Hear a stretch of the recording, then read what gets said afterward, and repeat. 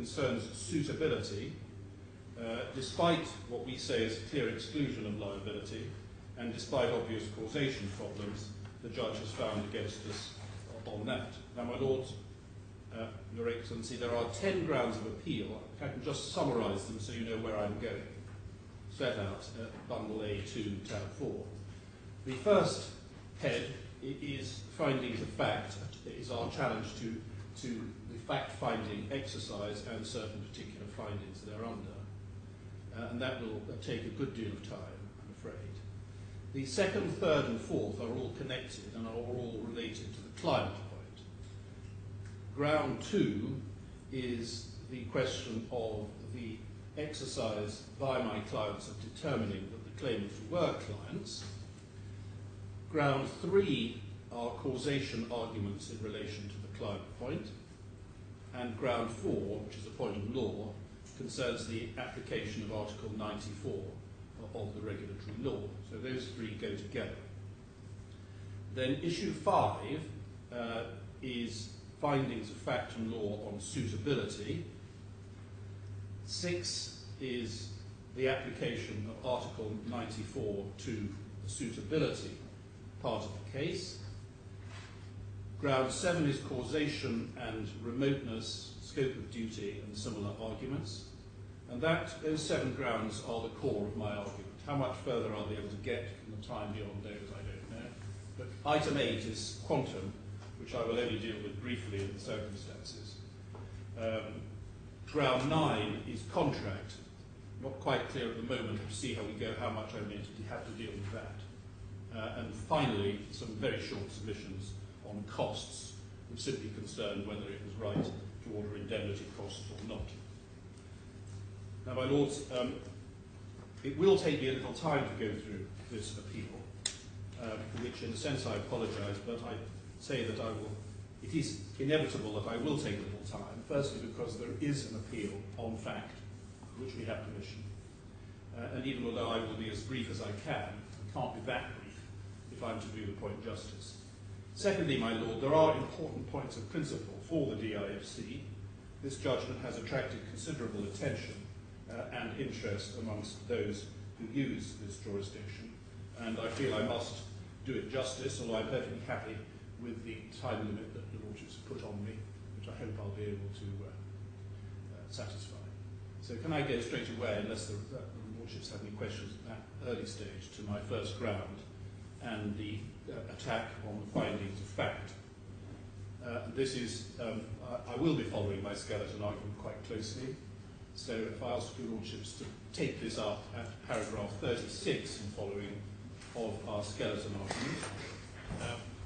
For my part, I've left all my papers in London and therefore am now starting on fresh copies.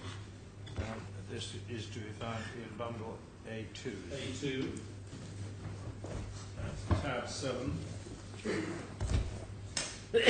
Thank you. And your Lordships will see that in a sense this falls into 2 parts. Firstly, what I call the attack on the judge's approach to fact-finding, which is itself a fairly lengthy topic. But then secondly, the particular findings of fact that we say we want to overturn and the consequences thereof for other grounds of appeal. Now, it's said by my learned friends in their skeleton we haven't really done that second exercise, but with respect we have, and I'll say that we adequately deal with that in paragraphs 50 to 53 of our skeleton, to which I will come shortly. My learned friends also say, again we say wrongly, that our appeal, overall appeal, depends on success on overturning findings of fact. We don't accept that at all, although we do accept that at most parts in the argument the facts are relevant to certain points of law which arise, but we say for the most part, going through my 10 grounds, apart from ground 1, all of the others are essentially at the end of the day points of law. So I start with approach, and I'm not going to repeat what's in the skeleton, it's 36 and following. What I want to do is take certain particular aspects which we particularly criticise in the judge's fact-finding exercise. The First is the evidence of Mr. Rohit Walia, who was the only witness called as a witness of fact on our side. He was the main man of Bank Sarasin-Alpen. Mr. Sharad Nair being effectively his assistant, who didn't give evidence, as you would have seen. And the judge was extremely critical of Mr. Walia. We say he was totally unfair to Mr. Walia, and that when one looks at the transcript, which I'm going to take you through to some extent, one can see how unfair it was. Now, it's true that Mr. Walia had weaknesses as a witness. Many witnesses do. He had two particular failings. Firstly, he tended to speak without sufficient thought. He tended to give quick answers, too quick, and then sometimes backtrack to them afterwards, which no doubt is a weakness. He also had a tendency, one may say a fairly developed tendency, to speculate, for which he got told off a great deal. Now, these are faults in a witness, but they are not faults which, in our submission, justify what the judge has had to say in his judgment about Mr. Walia. And can I just ask you to look at two paragraphs in the judgment which I'm particularly concerned to attack. First is paragraph 166, and this is in bundle A1, which I'm sure your lordships will have the judgment readily to hand.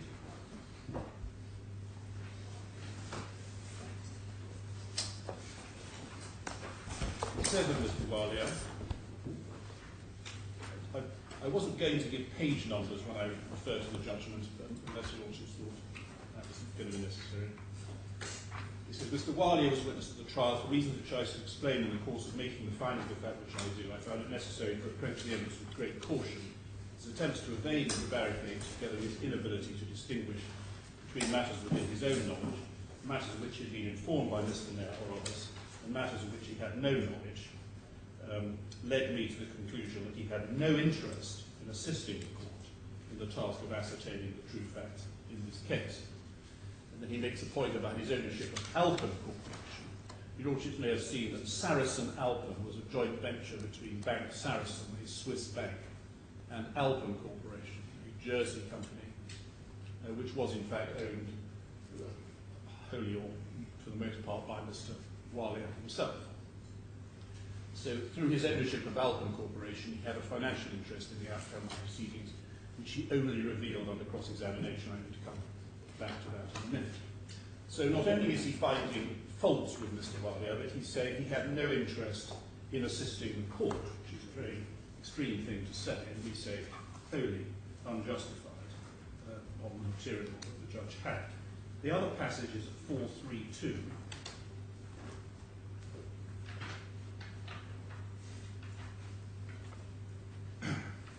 Right at the end of his judgment. It says, I'm satisfied that the presence of a clear case of mis-selling unsuitable investments. This was carried out by employees of Sarasin-Alpen, motivated, at least in the case of Mr. Walia, by a personal interest in the fees that would be generated by the exercise, and without regard to the protection that the law was intended to afford clients. So he's saying Mr. Walia wasn't trying to help the court at all. He was motivated by some, suggestively, I don't know whether he's saying it improper or not, personal interest in the case, and so his evidence is therefore completely put on one side by the judge and rejected. We say, whilst the judge was perfectly entitled, conducting this matter judicially, to criticise Mr. Walia and to find weaknesses in his evidence, the wholesale rejection and indeed finding effective almost dishonesty on the part of Mr. Walia was unjustified. Now, in support of that, just one or two passages just to highlight, without having to read them all, just for your lordship's note on this point. In the skeleton argument at paragraph 48.4, we summarise what we say on this point that I have just outlined. If your lordship wants to simply tie my submission into the skeleton. And again, at paragraph 44, I don't think I need to wait while the Lordship read that, but just so that you see how this So 48.4 and 44. and 44. Yeah. Just The whole of 44. 44, 48.4, and then 56 and 57. Just allow the Lordships to just quickly read those.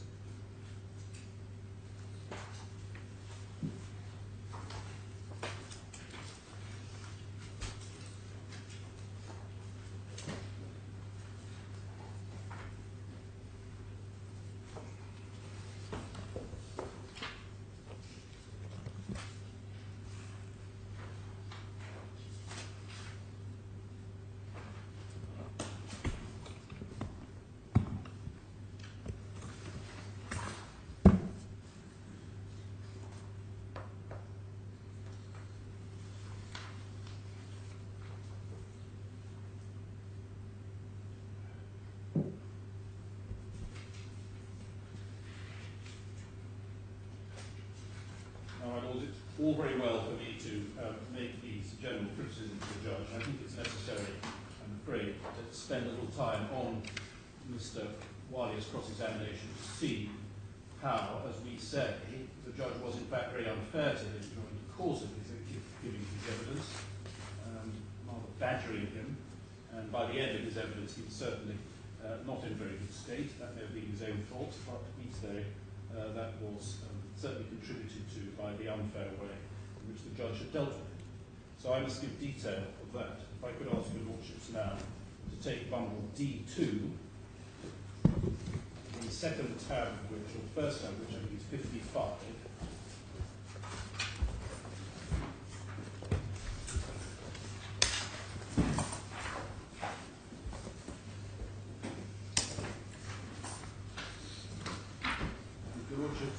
Have that bundle in that tab. This is the beginning of the cross-examination of Mr. Walia. It starts at page, we should have 4 pages to the page. So on page 01326, you have internal page 5. You see it on line 13 of that, the cross-examination starts.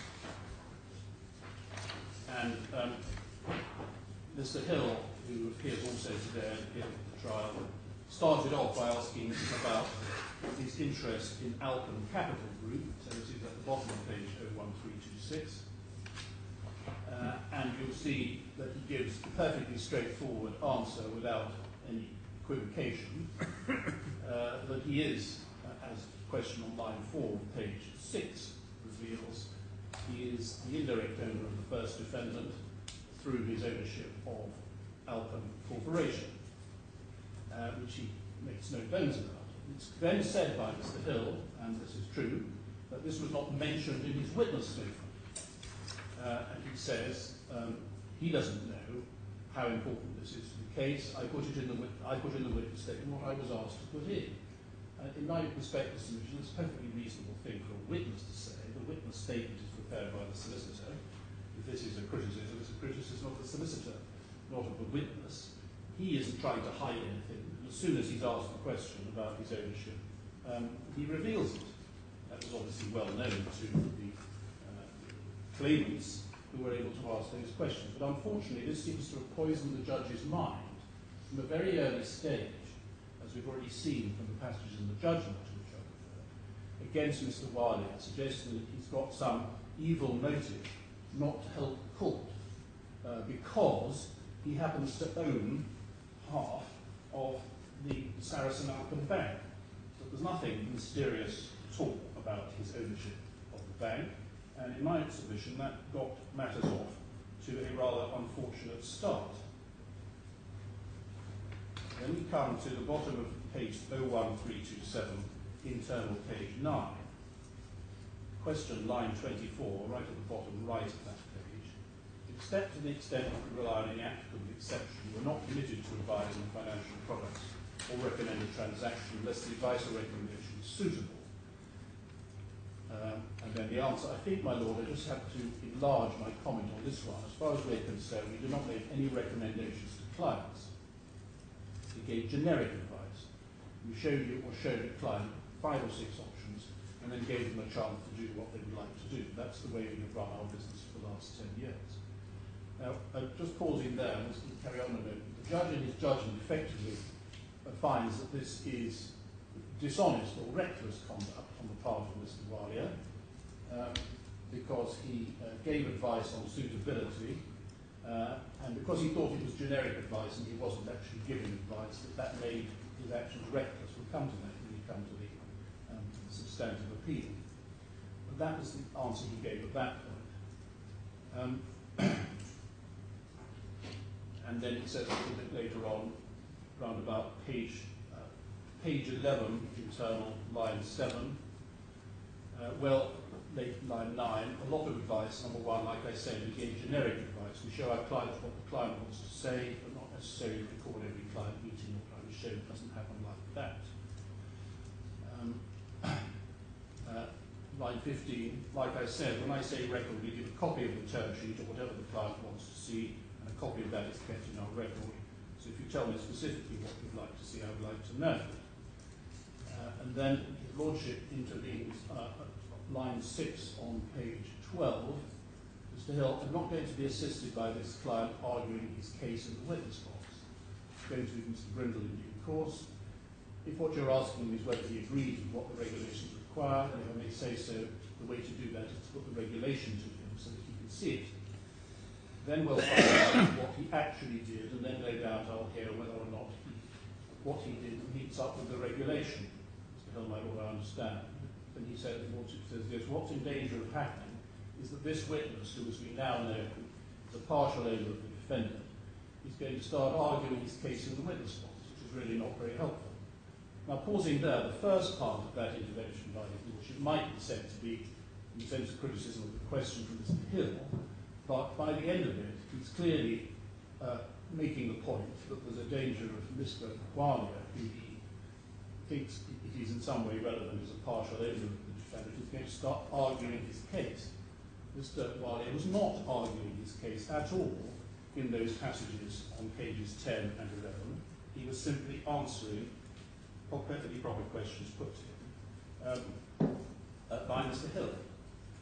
But already, very early on, the judge has got into his head the idea that here is somebody with some undisclosed interest in the company who is going to be arguing his case in the witness box. Next page is 01330. And starting at page 18 at the top, question. This is about a document which was being put to Mr. Alia, which was suggested to be advertising Bank Sarasin, a Swiss bank, the second defendant.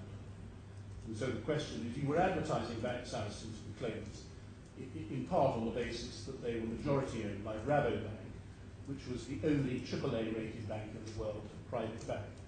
Because Bank Sarasin was, as you should know, owned by Rabobank, which was a very highly rated bank in terms of classification.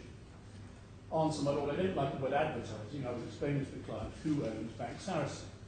Explaining to the clients for promotional purposes to try and get them to invest in Bank Sarasin. Incorrect. I was explaining to the clients to understand who is Bank Sarasin. Questions in Mr. Hill, of course, questioning.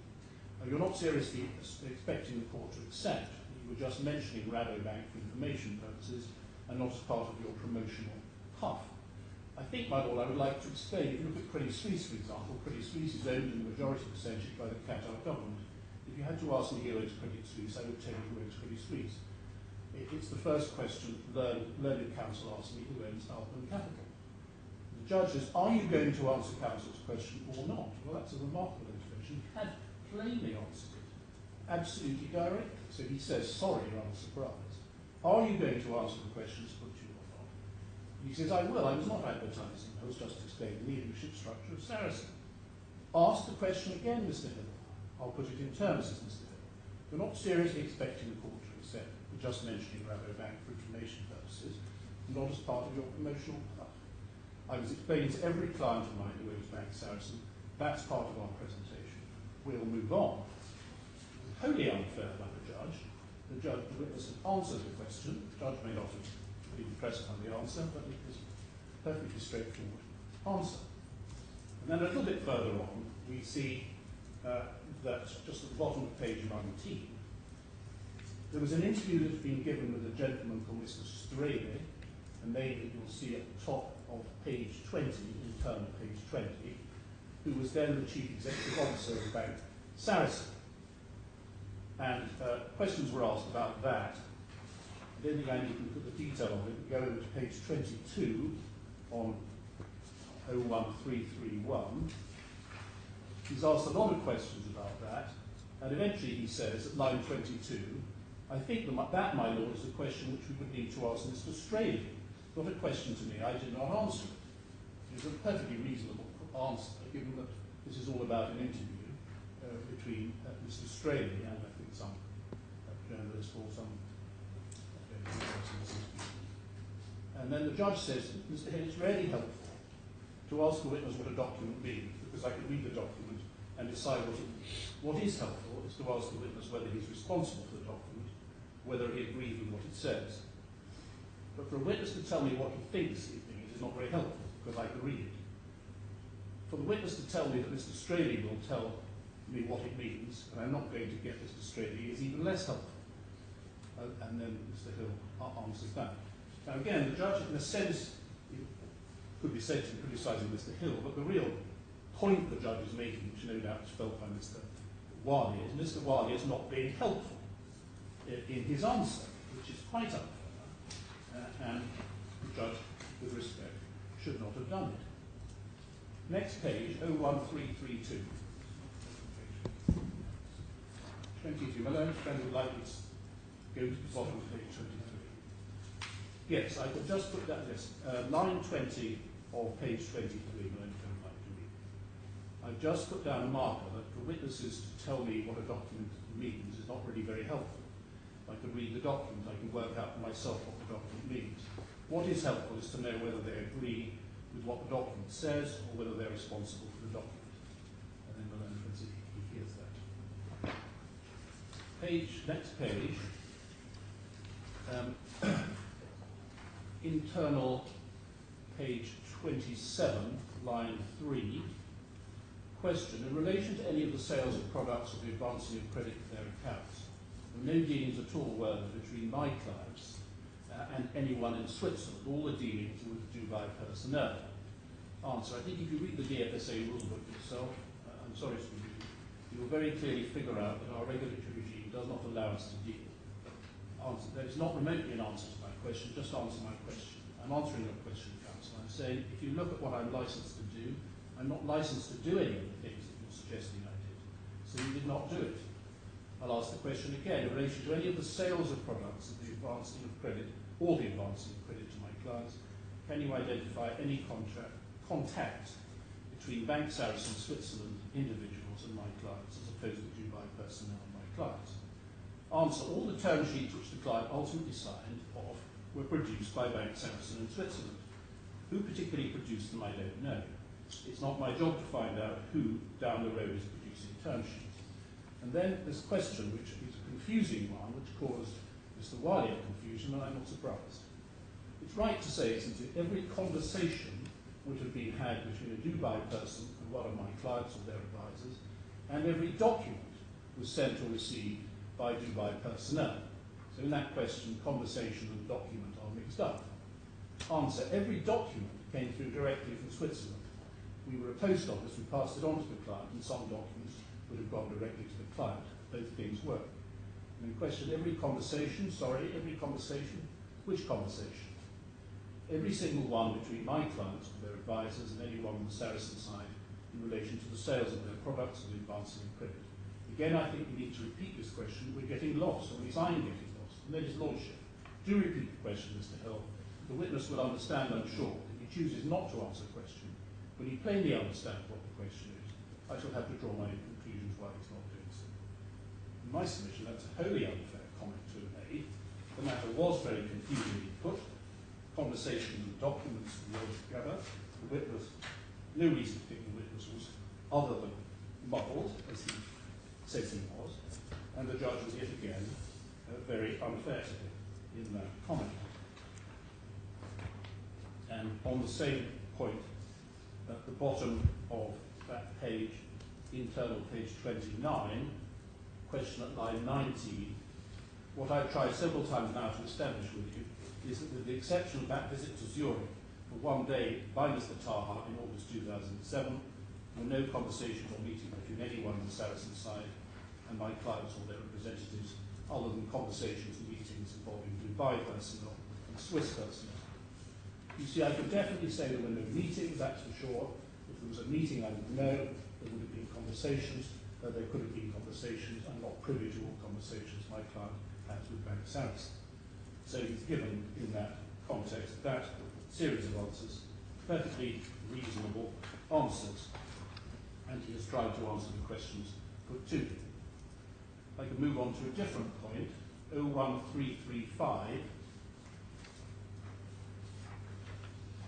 internal page 39, line 21, he's being asked about a brochure. And, sorry, line 17, I think how you pick it up, on page 39. Question, you're saying, quote, we can financially structure customized products to meet specific client requirements. Aren't you? Answer, I think I don't want to debate the English too much. Really, it's a brochure. We know what to do. We know how to do it. So if a brochure says we, it's not, I'm sorry.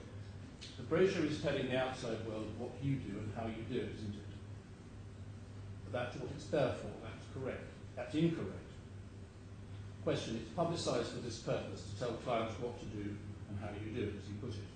Well, enough brochures have enough mistakes, as I've seen in my 30-year career, so I wouldn't get stuck on this.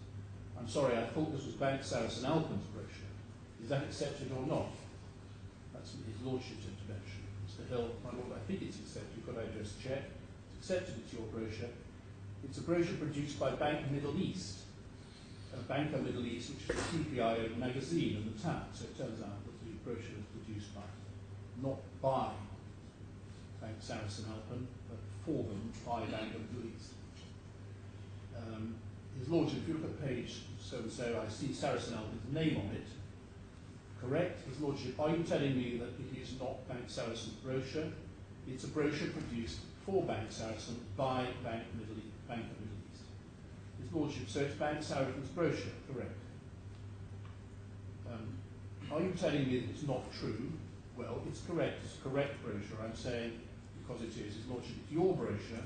You do not tell me that it's not true, then I shall assume what's written there is what you wanted to say to the world. And then this answer, which is a perfectly sensible answer in my respectful submission.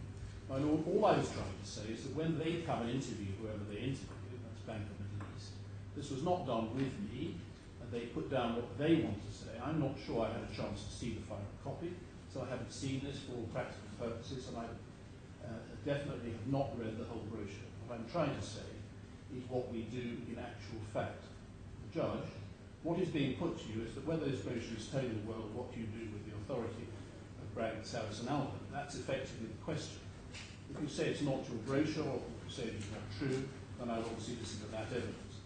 But if you're telling me that either of these things, then I can read what it says. Again, my Lord, the witness has given an answer, a reasonable answer, and the judge is, in a sense, jumping in unfairly to try and diminish it. The next page, 1336.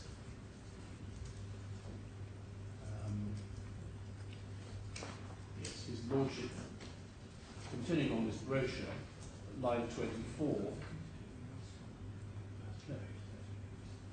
No, I'm not going to. You'll do it yourself.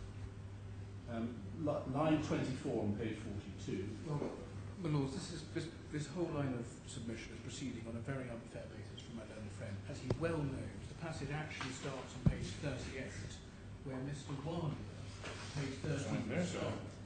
Just speak up a bit. I'm sorry. I apologise.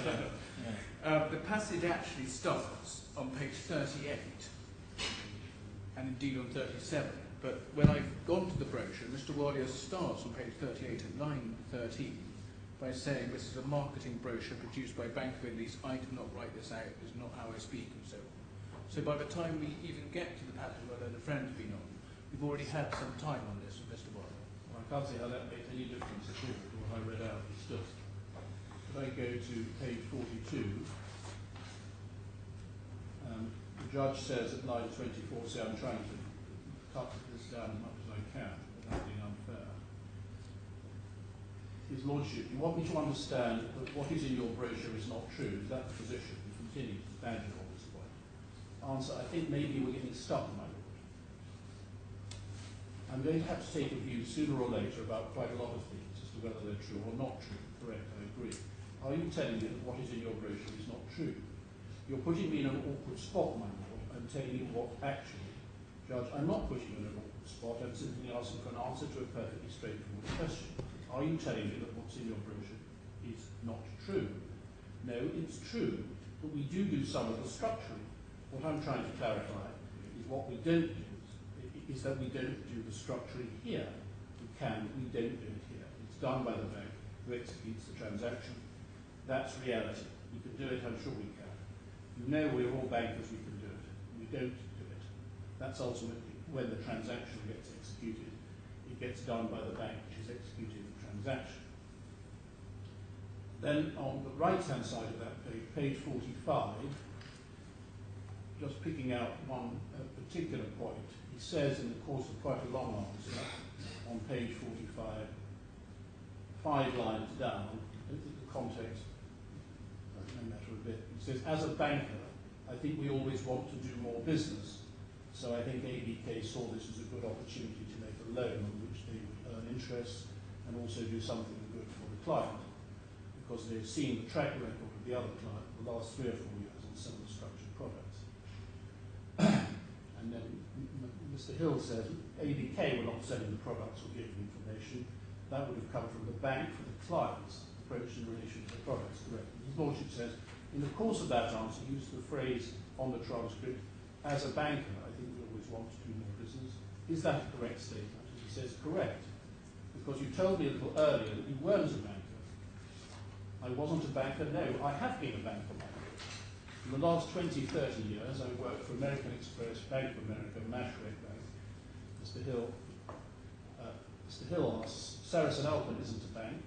Sarasin-Alpen isn't a bank, it's not a bank, yes, but a banker is a banker. His Lordship, were you doing business for your own account? Sorry, His Lordship, were you doing business for your own account? No. When you say as a banker, I assumed you were talking about Bank Sarasin-Alpen. No. I was talking of my previous career in Mohsen Bank, just correlating it to Alia Bank of Kuwait. I could see where Mr. Chirian of the Alia Bank is coming from. And so he made the point there, which is quite true. He was a banker. As his CV showed, he had extensive experience as a banker. It's true that Bank Sarasin-Alpen, although it's called Bank Sarasin-Alpen, was not a bank. That is true. Now, can I move on to 339?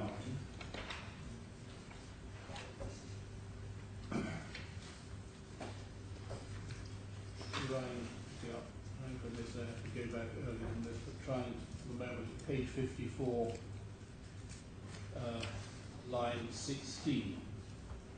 His Lordship, you hadn't asked for the one possibility that they'd been produced because they weren't documents that the defendant wanted to rely on. You have asked for them and they haven't been produced. Instead, it's the latter. So that's about whether some documents have been disclosed. Mr. Hill, in terms of evidence in relation to these meetings, you also haven't called Mr. Nair to give evidence, have you? That's obviously a relevant question. Mr. Nair hadn't been called, and Mr. Hill is exploring why. Answer, I think, my Lord, when Mr. Khorafi filed his initial complaint to the bank in Switzerland, we called Mr. Nair to come and give a witness statement and obviously come to the case when it started.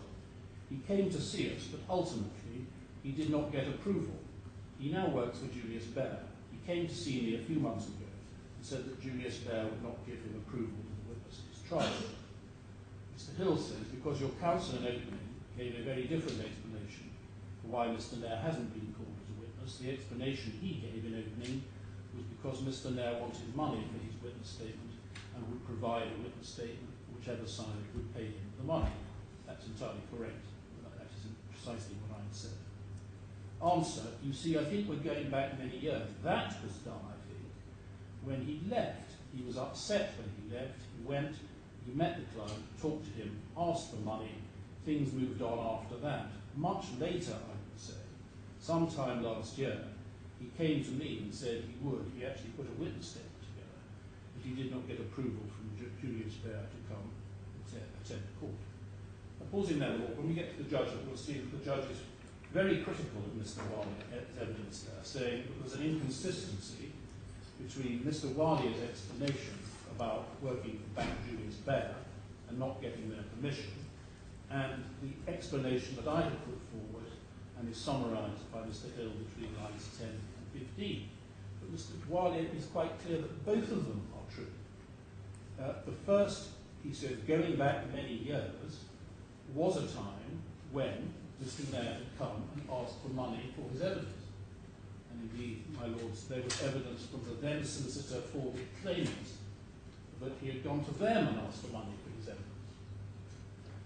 And so that was a perfectly credible situation, and that was what I told the court was the reason. What Mr. Wali was saying is that in addition to that, much later on, Mr. Nair had come to him and the answer he has given is right. So there's absolutely no inconsistency at all. There are simply two different points, which the judge, when he come to his judgment, failed to appreciate and made adverse inferences against Mr. Wali in that connection. Next point is 1.01340. Internal page 58. Line 3. Yes, all remitted back, all fees, all revenues are remitted back to the subsidiary here. When you said in your last answer that we priced ourselves very competitively on all these transactions, who did you mean by we? I meant Bank Saracen. Bank Saracen is we, is it? I did not say we, I said Bank Saracen. They are ones. We asked them to price it competitively so that we could get the client booked. Do you want me to read the transcript back to you? This is Mr. Hill. Typically we would make at least 2.5 to 3%. That's what the other banks charge. We made only 1.6%, so we priced ourselves very competitively on all these transactions. That we was Bank Saracen. That is Bank Saracen, my lord. My first language is also Hindi, so if we start trying to trip me up on language, that's not very correct. Not a question of English, it's substance, isn't it? It's not substance. We've said it many times over the last 1.5 hours. Bank Saracen, that answer. I will give you a very clear-cut answer. Bank Saracen does the structure, decides the fees. We can recommend guys charge a little less, so we have a better chance of taking the client and booking the client in Credit Suisse and HSBC. We're also trying to book the client at that point in time. That answer reflects exactly what went on in the various conversations that Bank Saracen had with my clients, doesn't it? We was always Bank Saracen. Like I said, we, and if you look at my visiting card, and I'm sure I can hand you one of these, Bank Sarasin-Alpen, His Lordship, Mr. Alia, if you find it impossible to give her evidence in English, because you don't feel that you're fluent enough and competent, you have the option of giving her evidence in Hindi, if you wish to do so. I'm assuming the fact you're giving evidence in English means that you feel confident in doing so. I am. And all in that passage, the learned friend is making a perfectly fair point about the word we in this context, which will become relevant in later parts of this appeal, and I'm not in any way complaining about that. But the judge's mocking reference to Mr. Wali's inability to give evidence in English is absurd. Mr. Wali was obviously entirely capable of giving evidence in English, and to say, invite him to give evidence in Hindi was really quite inappropriate. And I move on to 01350. 01350. 350, 01350. That's my order. See how far back I need to go. I think I can start internal page 99 at line 1. You're saying you operated on the basis that Mr. Taha had a power of attorney. He has, he probably does. Is that the basis on which you were operating at the time? No, no. He would have to have a power of attorney, otherwise we couldn't give him disclosure on the documents. Can I have a yes or a no? Were you or not operating at the time on the basis that Mr. Taha had a power of attorney? I wouldn't know. I wasn't operating, Mr. Sheriff Nair was operating. So I don't see every document that comes into the system. As As far as you recall, you should have had one. As far as you recall, were Bank Saracen operating on the basis that Mr. Taha had a power of attorney or not? Like I said, the detailed documentation was being looked after by my client servicing in Sharad. I would most probably think that there would be a power of attorney. Try again. As far as you can recall, were Bank Saracen operating on the basis that Mr. Taha had a power of attorney? Like I said, the detailed documentation is being looked after by client servicing and Mr. Sharad. Now, I would most probably think there would be a power of attorney. Rather than reading back your answer on the real time, which you don't need to do, can you think back and try and actually answer my question? As far as you recall, were Bank Saracen operating or not on the basis that there was a power of attorney in favour of Mr. Taha? Like I said, I would think so. I can't tell. I don't look at the client documentation. You think you were operating on that basis? Probably, I think so. And his lordship, reading back the real time is not going to be very helpful because he has said both things in the real time. He has said he doesn't know, and he has said he's sure he did. So I don't know that you are on the, I don't know where we are on the evidence. That is an answer which says he is sure that Mr. Taha has given a power of attorney, and there's an answer which says he does not know. Mr. Hill, as I understand your evidence, please correct if I'm wrong, what you're saying is you don't know whether or not Mr. Taha had a power of attorney. The Bank Sarasin-Alpen were operating on the basis that he did. I think so. So Mr. Hill obviously perfectly clearly understood what Mr. Alia was saying, which he then summarised and he agrees with. The judge is quite wrong to say that there's some inconsistency or something unsatisfactory about the answer. In fact, the position is, as Mr. Hill has recorded it, perfectly clear. The matter does go on a little bit. The judge then says, Mr. Alia, it will help me if you draw a distinction between what you're sure about and what you don't know. Correct, I'm sorry. You say in the same answer that you're sure about something, you then go to say you don't know, and left with a doubt as to what your evidence is. Correct, I'm sorry, I apologise, sir. No need to apologise, just make sure you give your answer, that you know, that you give the answer that you know, rather than the one that is you're firing from the hip, a little bit over the top. Well, again, I do apologise for getting up, my lords, but again, my friend hasn't started the relevant part. Mr. Alia said at page 98, line 16, I'm sure he did. And then at page 99, line 12, I wouldn't know. So exactly as the judge said, he had two contradictory answers. Well, as my learned friend had said himself at page 100, that's why I read it, as I understand your evidence, and then he summarised it and he agreed with it. Well, that was, that was what I was putting to the witness, because that's obviously my case and what I wanted to establish. With respect, I've read what I need to read. 01353, page 110 internal, line 8. I don't think we could go back any earlier, but try and do it from here. Mr. Alia, the judge says, on my present understanding, this is the first time we have a document which refers to leveraging. And I think I ought to just identify what that document is. I think it's page 304, or whatever the bundle was in the D series. It says at page 109, just earlier. I don't think that's going to be crucial, but this is page 304. Correct. Do you see there's an earlier document which refers? Do you say there's an earlier document which refers to leveraging? No. What I say, sir, was that they came to us with leverage. They borrowed from Ali Bank in Kuwait, so they started this whole account with leverage. So there was no document. I was just stating how this account started. The fact who recommended leverage, which seems to be a big contention, we never recommended leverage, they came to us leverage. This is the point that he makes actually several times in his evidence. The leveraging started with Bank Ali ABK. They came to Bank Sarasin-Alpen already leveraged. That was his argument, his evidence.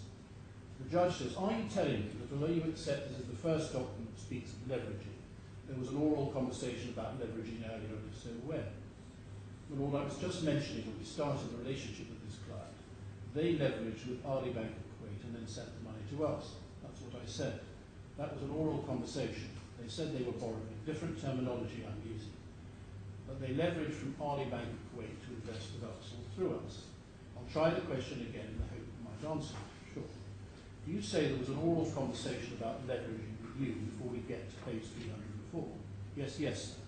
When did this happen? In one of the meetings, sir. Actually, even in the first meeting. If I go back and remember, they told us, and that's how, again, we met them, that they were taking leverage from Alia Bank of Kuwait to invest with us.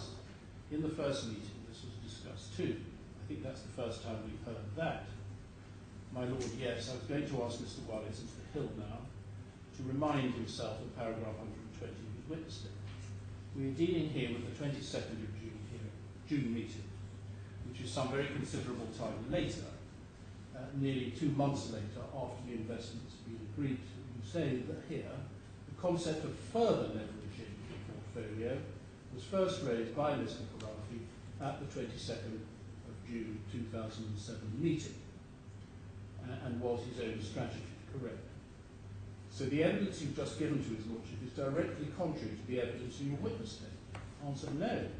If you read what's said there, the concept of further leveraging, he was already leveraging by himself and not with us, not with Bank Sarasin, he was leveraging with Alia Bank of Kuwait. So he further leveraged himself. That was when he discussed it with me. But that is exactly what this page 304 is dealing with, isn't it? Sorry. That's exactly what page 304 is dealing with. I don't understand where the confusion is. Again, he came to meet us leverage through Alia Bank of Kuwait. And leverage with Bank Sarasin was discussed at this meeting.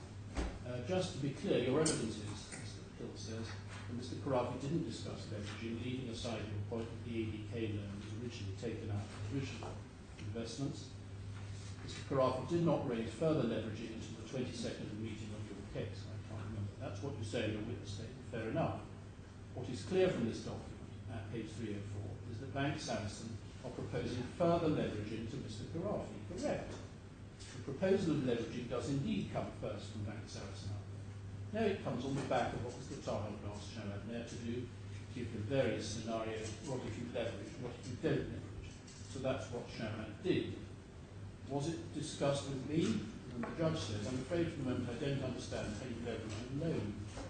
I do understand how you leverage an investment. Someone else is putting some money in by way of loan to your investment, but I simply don't understand how you leverage your own loan. At some stage it would be helpful perhaps explain to me. There's a terrible misunderstanding of that whole passage, and both Mr. Hill and the judge are quite unfair to him. He's saying, quite consistently, yes, leveraging started with ABK, we came with leveraging from ABK for the first set of investments, and then at a later stage, on the 22nd of June, there was a discussion of further leveraging. And that is actually going to be an important point to understand when it comes to the leveraging part of the case on the merits of the suitability case. Move on. Move on 362.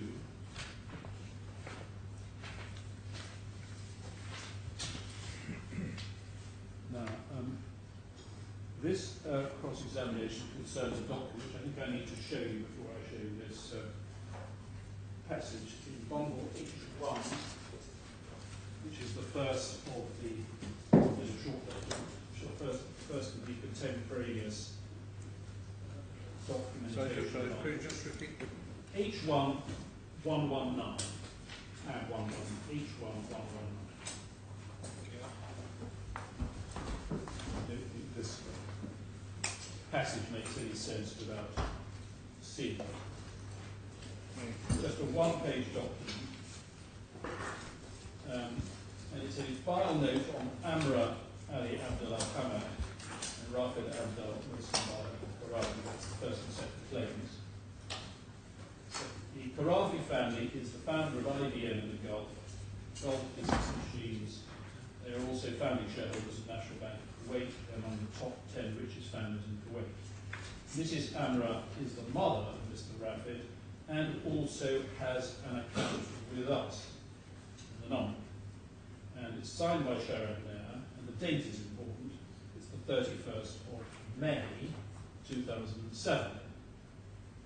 And the questioning you're about to see concerns how on earth could you have said that? How on earth could Mr. Nair have said that she has an account when the account was not opened until it was about the 20th of June, certainly 3 weeks later. So that's what this is all about. We go to page 146, internal, on page 01362. Fourth line, question, do you know when this file left? 01362. Yes. Page.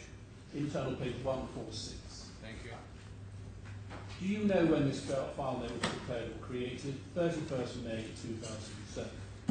Suggestion he's going to come, and he had already come from the date. This was backdated by Mr. Nair. So his answer is 31st of May. Question. It says that, but it clearly wasn't, because it refers to an account. You see there's an account referred to in the second paragraph, and that's an account that wasn't established until the 17th of June at the earliest. Correct. So this file note would have been prepared when we asked for an account number, I presume. I don't know. He's prepared it, but I would not say it was backdated or front-dated. It would have the correct date. There is no reason to backdate or front-date a 6-line memo.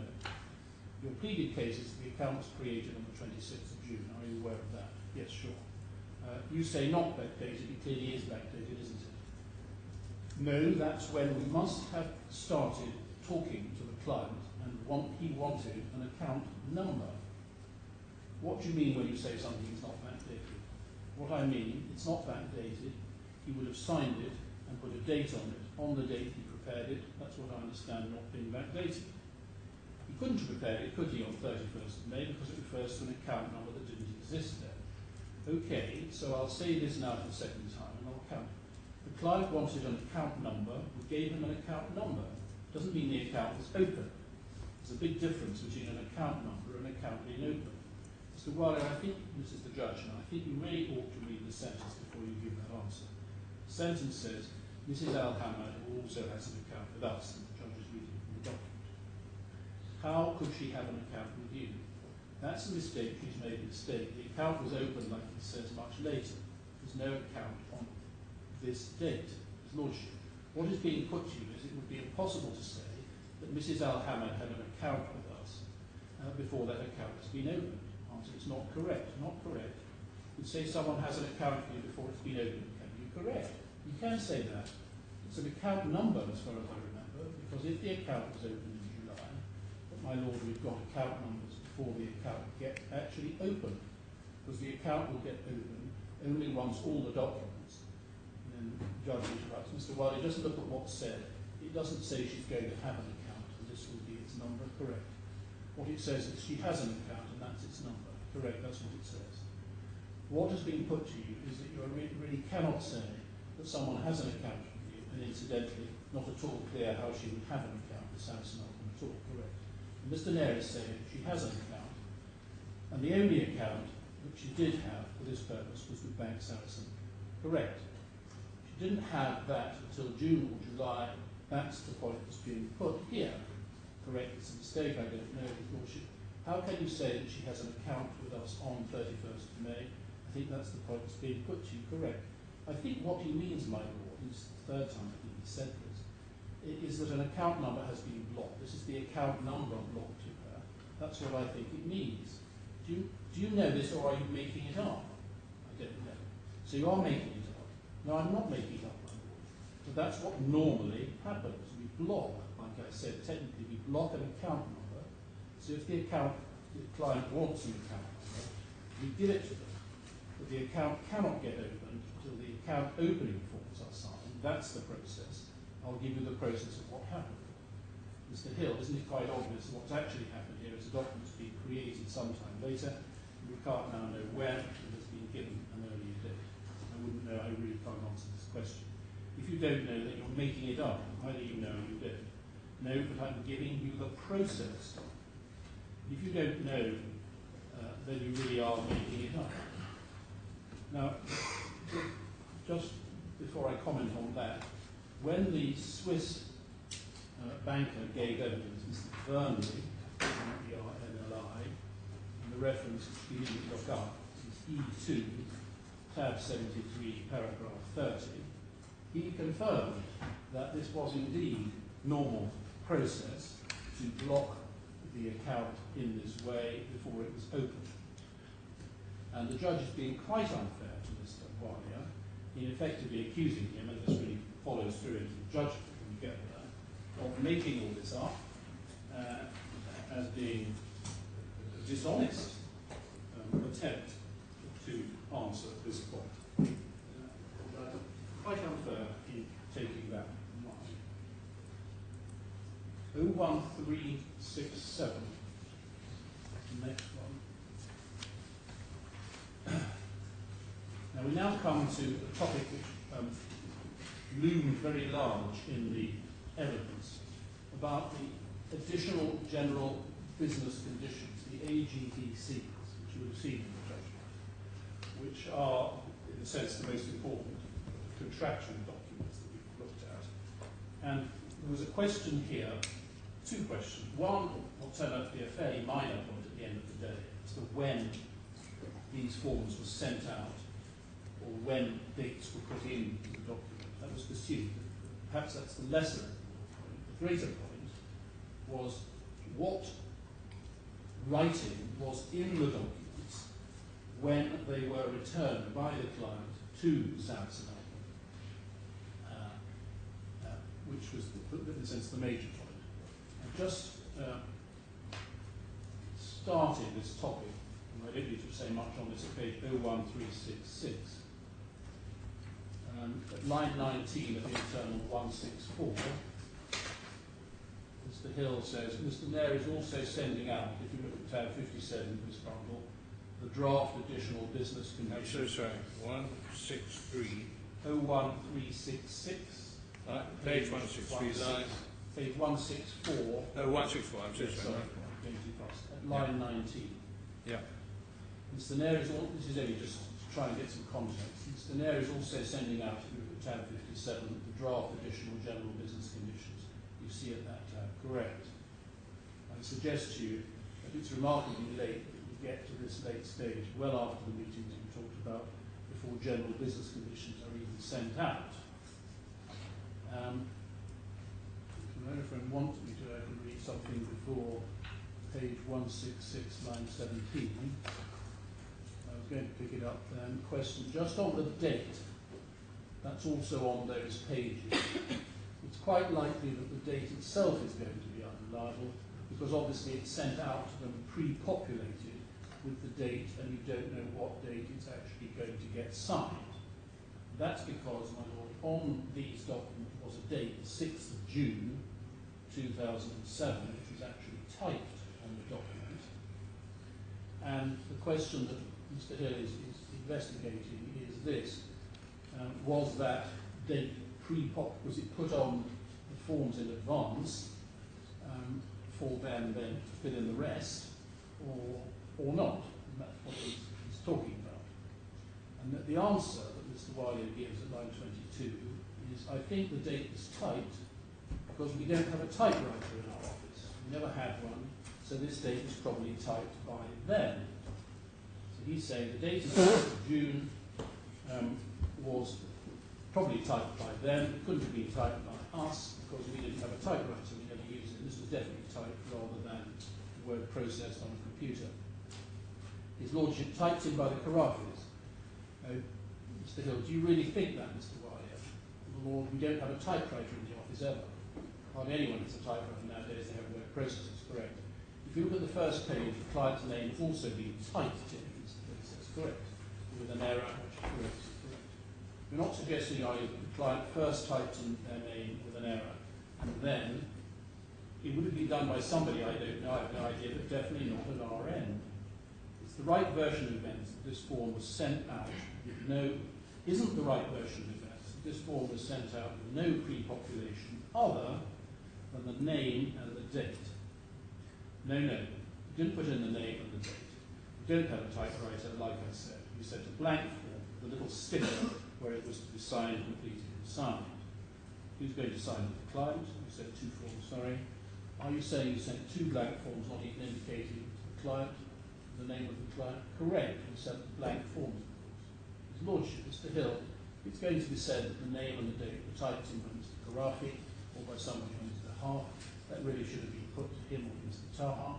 If you wish to recall them in order to check that, I don't think that would be an objection. There would be an objection. Recalling Mr. Taha may be a bit difficult. It's really going to be said that these were, because this has always been the basis of these documents, have always been Mr. Khorafi received them and from here. Now, that's a perfectly, I don't complain about the judge staying there. That's criticism of me, effectively, or a failure to put matters to Mr. Taha or Mr. Khorafi. That's not what I'm objecting to. I'll read on where I am objecting. Mr. Hill, I understood that to be common ground. I thought so too.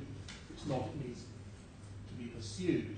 I have to say, it seems to me to make the first defendant's position even worse. I still thought it was common ground. See what Mr. Brindle says about it. And I must say I'm surprised that he didn't put that to Mr. Khorafi in his cases that Mr. Khorafi typed it, or Mr. Taha. I thought yes. I'm going to leave this particular point now, but I'm going to stay on this document. You accepted there was a post-it note, and the effect of a post-it note is really saying, sign here. Correct? Correct. No attention was drawn at all to the fact that this document contains standard wording, which was purporting to restrict Bank Sarasin's obligation to consider suitability. Sherrod would have gone over the document with the client. The client had this document for at least 4 weeks before it came back to him. And that's the point I'm trying to focus on. This is he's saying that whatever this point about pre-populating dates, the client had had that document for a number of weeks before it came back. So we presume he would have read it, or his advisor would have read it. What's your basis, Mr. Hill asks, for suggesting that the clients have had these documents for at least 4 weeks? Answer, because I remember. I'll go back and just think this. I can check on this and come back and tell you later. But I look at the date of this document. The client has been met much earlier, so I'm sure he had these documents for a few weeks, maybe not 4, but a few weeks. That's something else you've just made up. Mr. Hill makes that, not the judge. I have not made anything up at all. You don't know, you're speculating, you're making it up. I'm not speculating, I'm making a comment and saying that these documents would have been there for a few weeks. And then, if anyone wants me to read the rest of that page, I will. But I was going to go to line 23. Those were Bank Sarasin, with the questions about Bank Sarasin account opening forms. This would have gone along with it, I think, one to one. These were sent out. So where are you starting? I'm sorry, I'm just trying to cut out a bit. I probably need to go back to line 15, I think. On page 170. I've got it. Yeah. He doesn't want me to miss out at all. I think I'll just read that straight, so I think he's right. So I've got to the top of the page. Line 2. What does would have been mean? You don't know. Exactly how many weeks I don't know, but a few weeks for sure. You don't even know that, do you? I do. On what basis? On the basis that when we meet a client, we send out account opening forms, and by the time, this time particularly, because a client was met more than a month ago, if I go back and remember the note from Shogupta sending out the account opening forms, it was a month before this. So this document would have gone with the account opening forms. I suggest to you, you are best speculating, although I'd actually suggest you're making it up, because you've no basis for thinking these documents, that's the AGBCs, have been sitting with the client for 4 weeks. Could you please show me the documents of Shogupta Naz, and we can find out very quickly whether I'm speculating or not. The document which you referred me to a little earlier, where the account opening forms were sent out. Those were Bank Sarasin account opening forms, correct. This would have gone along with it, he answers, I think, and that's a bundle reference. Answer, these were sent in April, the account opening forms, and this has come back in June. You're not suggesting either that the account opening forms referred to here are the general business conditions of Bank Sarasin-Alpen, are you? No. When the account opening forms are sent automatically along, either with them or a separate cover, there is also sent out because it is part of the standard requirements of Bank Saracen to open a bank account. Are you suggesting that when he says, please find enclosed 1, 2 and 3, there's actually a silent 4 and 5? And I think to make sense of that, one has to look at another bundle in H1, which is what Mr. Bill's asking about. H1 108A.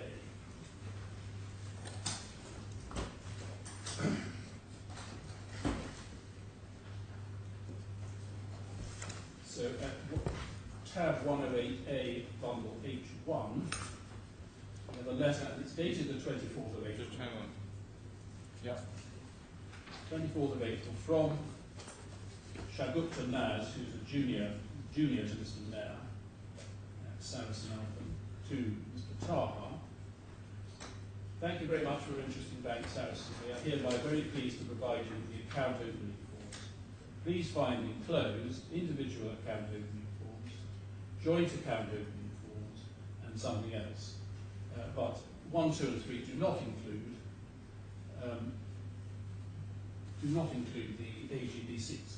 That's quite true. So that's why Mr. Hill asked that question.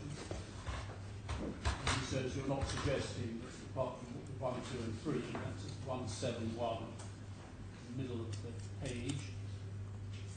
You're not suggesting that the additional general business conditions. I'm not sure of that, but this goes along with the account opening form, which definitely did go. That's a reality, because if this does not come back signed, the bank will not open the account or give us access. The other thing is they do not give us the Bank Saracen access to the client's account if this is not signed by the judge. Mr. Khorafi says, on the 6th of June, I was sent various documents. I believe that I signed the following documents. And that includes the additional general business conditions, correct, I think. That wasn't challenged. He says a little later on that the only thing that was typed in was his name. That wasn't challenged. It's really a completely new case. These accounts were sent a month ahead. Mr. Bridle wants to challenge it. We call Mr. Khorafi for that purpose. My Lord, I'm grateful. I certainly should, Judge says it certainly should have been challenged if it said those documents were sent in without the date or a name a month earlier. Just pausing there, this isn't the point that I'm trying to make, but that actually is not in my submission fair, because we were not on notice at all at the time that this point was going to be made about the pre-population, but still. Quite normal, this is an entirely new development. I would suggest to Mr. Alia an entirely inaccurate speculation on his part. You know, I could show you our assets, which we've had in this company over the last 10 years. The typewriter is not there. It's right, isn't it, that no attention was drawn to the fact that this form contains standard wording which purports to restrict Bank Saracen's obligations to consider suitability. See, I wasn't there when these documents were discussed by Hamad, the client's advisor. I don't think Mr. Khorafi would get into a discussion of this document. It would have been done with a financial advisor. It follows, doesn't it, these documents are provided with a post-it note saying sign here, or simply sign, implying sign here. Well, all documents, whether it's account opening, any document which needs a signature, we are very clear where it needs to be signed, otherwise clients will end up signing in the wrong direction and the form doesn't get accepted by the bank. But that's all these clients get, isn't it? They don't get any indication that you are purporting to restrict your obligations to consider suitability, no, nor do they get any indication that you're purporting to restrict your liability to giving advice. I don't think anyone gives bad advice. That's not an answer to my question, nor do you get any indication that you're purporting to restrict your liability to giving bad advice. And then I intervene with the point which my session is important. Well, I must intervene, please, to say this to this extent. It's suggested by my learned friend in the letter of the 24th of April, which we looked at, there were effectively documents not listed there which were sent. If your Lordship recalls that, and then that's the document we looked at, that was a suggestion that the claimants have them, but the claimants, the point I was trying to make, the claimants have themselves admitted in their pleadings that the AGBCs were sent to them on that date. And I won't take your Lordship to it now, but in the pleadings bundle, which is Appeal Bundle B, at tab 10, it is indeed admitted by the claimants that when they were sent on the 24th of April, the documents, including the account opening forms which are specified in that letter, they were also sent the AGBCs.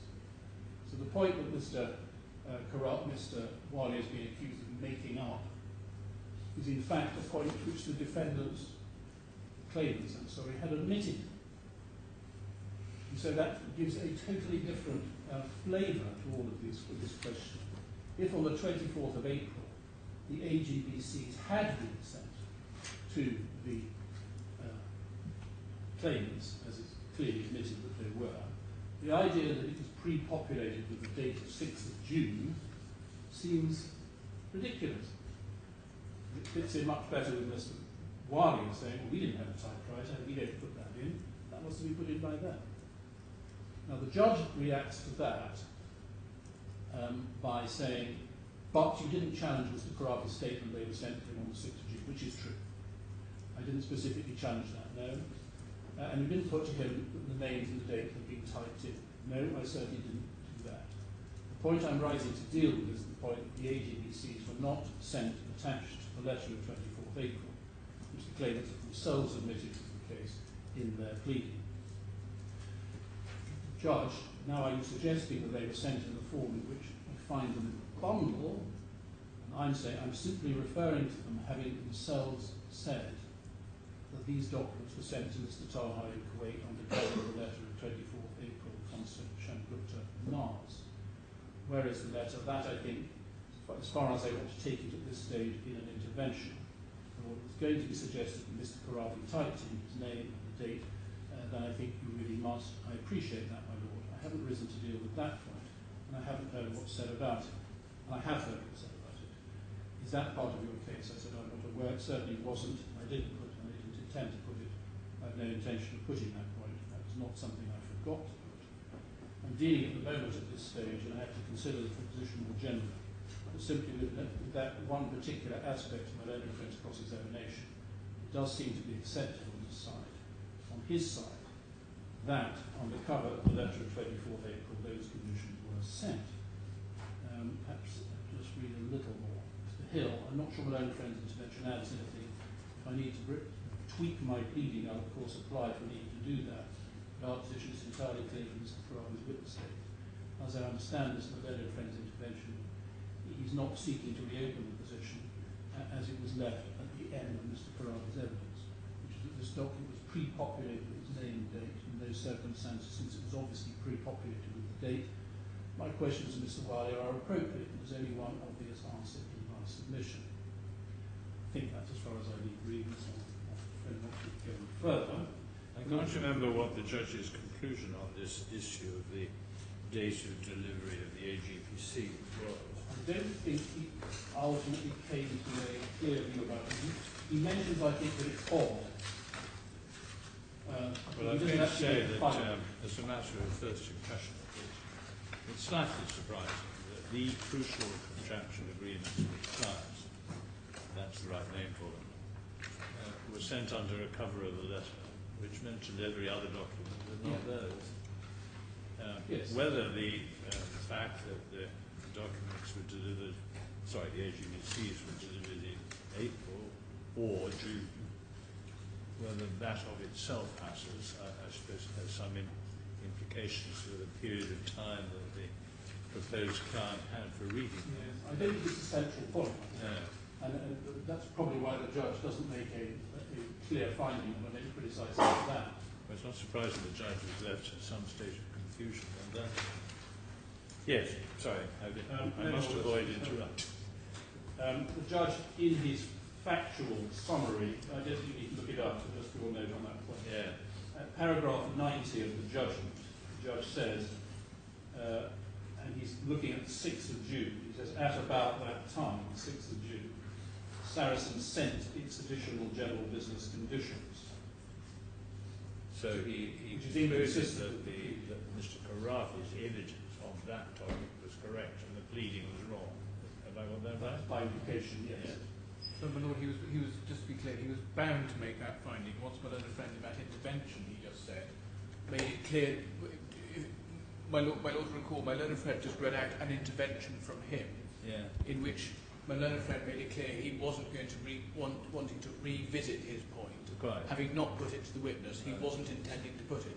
So that was the end of the matter on the evidence, and the judge was then bound to reach the conclusion he did in his judgment. Well, that I don't accept, because since they have pleaded that, and they never amended their plea to say that they did receive the AGBCs on the 24th of April. Well, there we are. But the point of my... Sorry, since I've interrupted, I really must bite my lip as much as possible. But whilst it occurs to me, was there any evidence as to the availability or otherwise? Is it Miss Naz as a witness? No. I don't think there was. One way or the other. I'll be corrected if I'm wrong. Well, my concern with this rather tedious part of my suggestion is the unfairness to Mr. Wali. The idea that Mr. Wali has made up the suggestion, which was put to him quite clearly, it seems to have been viewed favourably by the judge, the idea that the AGBCs had been sent out in April is quite unfair. Whatever criticism could make of me, I don't care, I'll take that. But we're talking about Mr. Wali's credibility. That's the point I'm making. Now, I think I could probably... the next point starts at 01370.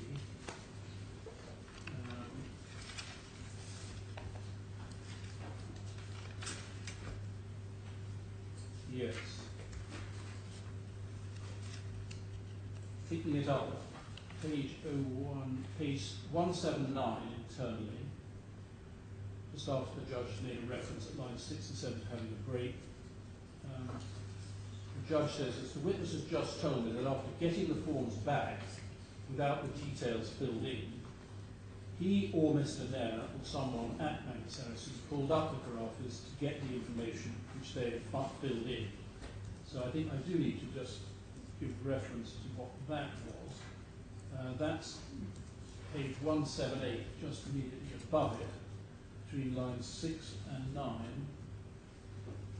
The question would be, there's no indication that these are to be filled in either. He says they were supposed to be filled in by us or the client. They were not, so we called the client. We've met the client a number of times by then, got the information and filled it ourselves. Then the judge said what the witness has told him is that somebody called up the Khorafis to get the information which they then filled in. I don't recall the Khorafis being asked that. You have a look at the transcript, that's what he said, yes.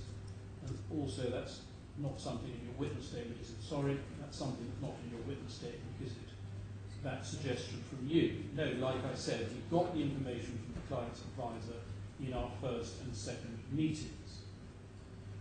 That's the information which ends up in the NGBCs, which we have never, since these proceedings started, pretended it was other than filled in by someone at D1.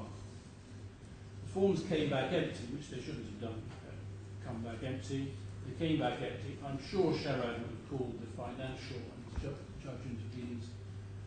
Just look at what the transcript says. We'll rise and you can do that. I'm grateful, my lord.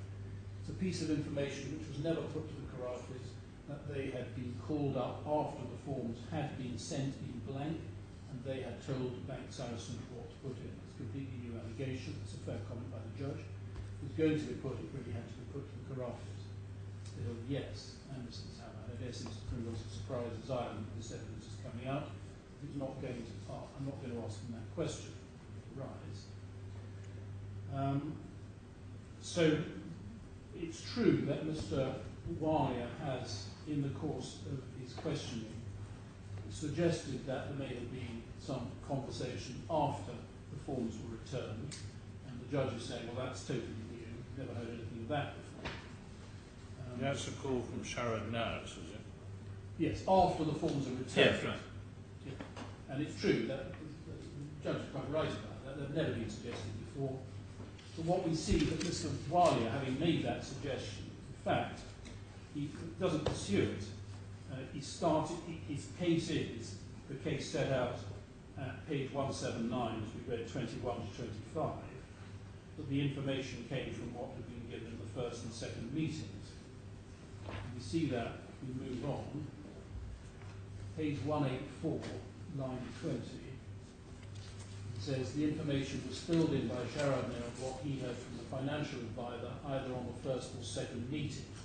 That's all before the forms are returned. It wasn't a misleading form. It would be possible for your solicitors to take in the position they did under the instructions, would it?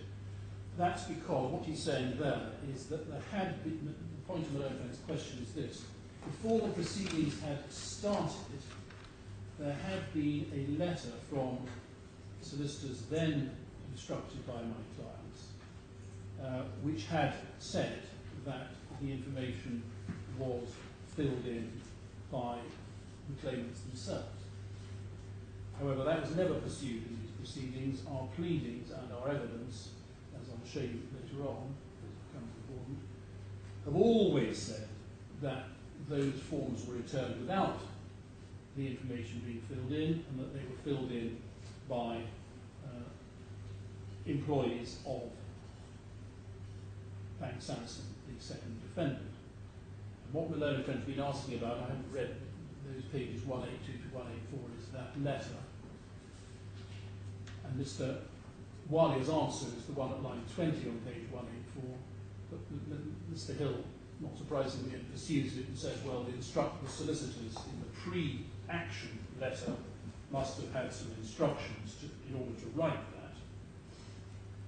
And the witness then says at 185, line 1, why do you say it's misleading forward? Sorry, I don't understand the question. The problem with what's happened is that it presents to the reader the impression that the clients have signed off on those details on a form signed by them, and that's a completely false impression, isn't it? The client, like I said, stay with the facts and then you can form your own impression. The facts were filled in by Sharon after he met them the first and second time. These are the facts he had on the clients, he filled them up. So he's sticking with the point, having initially made a false answer, which he didn't persist in. He's sticking with the point. The information was the information given in the first and second meetings, not that there was some conversation after the forms were returned between Mr. Sharadner and anybody on the claimant's side. So that then continues. Top of the next page, 01372.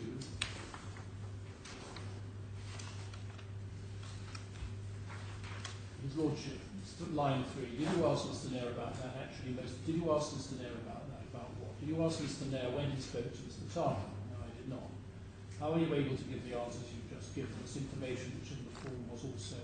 Did Mr. Nair tell you that, my Lord? Did Mr. Nair tell you that? Did when he came back? Well, after he came back from the first meeting. So you're going back to the first meeting back in April. After he came back from the first meeting, correct. I don't know what you mean by that answer. Could you explain? Normally, whenever any of these CRMs, that's a customer relation or client relation manager, which Mr. Nair was one, when they come back from a meeting, they brief me with a summary like this on a day-to-day basis of what they have talked about, what the client has said. Again, a lot of information which is put down by Mr. Nair in this form was again repeated to me by Mr. Taha in the first 20 minutes when I went to meet Mr. Khorafi for the first time. You told me just now this afternoon it was filled in as a result of a telephone conversation after the 6th of June. Which answer, if either, am I meant to believe? Well, the answer is, sir, that we had the first two meetings. I was in the second meeting. I heard the information, forms came back from Mr. Blank, presumably I presume Mr. Nair would have called and said, why haven't you filled out these forms, and we'll do that to a client. His Lordship, you told me you would call the client and obtain the information from the client. I think you're now telling me you don't know that, so you're giving me another explanation. Why should I believe the new explanation any more than I should believe the last one? I'm sorry, my Lord, maybe I got confused. I don't think you got confused, Mr. Waller. I think what happened is you realise you got trapped. My submission, that's quite unfair. Mr. Hill, can I come back to one of my questions I still haven't answered, which is you accept that you end up with a form in your files which presents a completely false impression of what happened. That's incorrect. This is the information which Mr. Taha gave to Mr. Nair. I don't see how you can possibly not accept that proposition. I don't see how he can accept it either, because exactly what happened. This is the information the financial advisor gave to Mr. Nair. The form gives the impression the form is signed by the client, it gives the impression that the information in the form has been approved by the client, and it hasn't. It's got information in the first person saying, my family, correct. None of this has been approved by the family, correct. So the form is giving a false impression. Mr. Hill, if the witness tells me what he was told by Mr. Nair, it has to be the subject of the hearsay notice. You get a hearsay notice, you can require Mr. Nair to be called. I'm grateful. At the moment we don't have a hearsay notice, so I'm not taking any notice of that. Can I then pass on to page 1013, sorry? My Lord, if Mr. Miller wants to serve a hearsay notice, he can do so. I'll come back to hearsay then later on. Could you just show me the form, please, or one of them? Yes, AGDCs, yes. H1, tab 122. 121. First one, I think.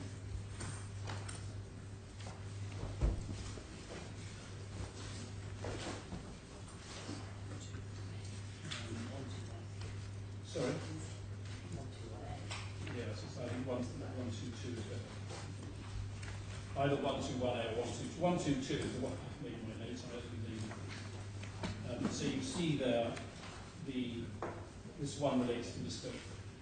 Khorafi. You see, first of all, his name typed in. That's the point about typing. I won't go to the contents of this, and we'll certainly come back to it later. Then we have Annex 1, page 06381. And we have, under paragraph 1, various boxes which might or might not be ticked. And we have the first box ticked. Does your Lordship have that? Yeah, I do. And that's the tick which we accept is put in by us. That's back Saracen.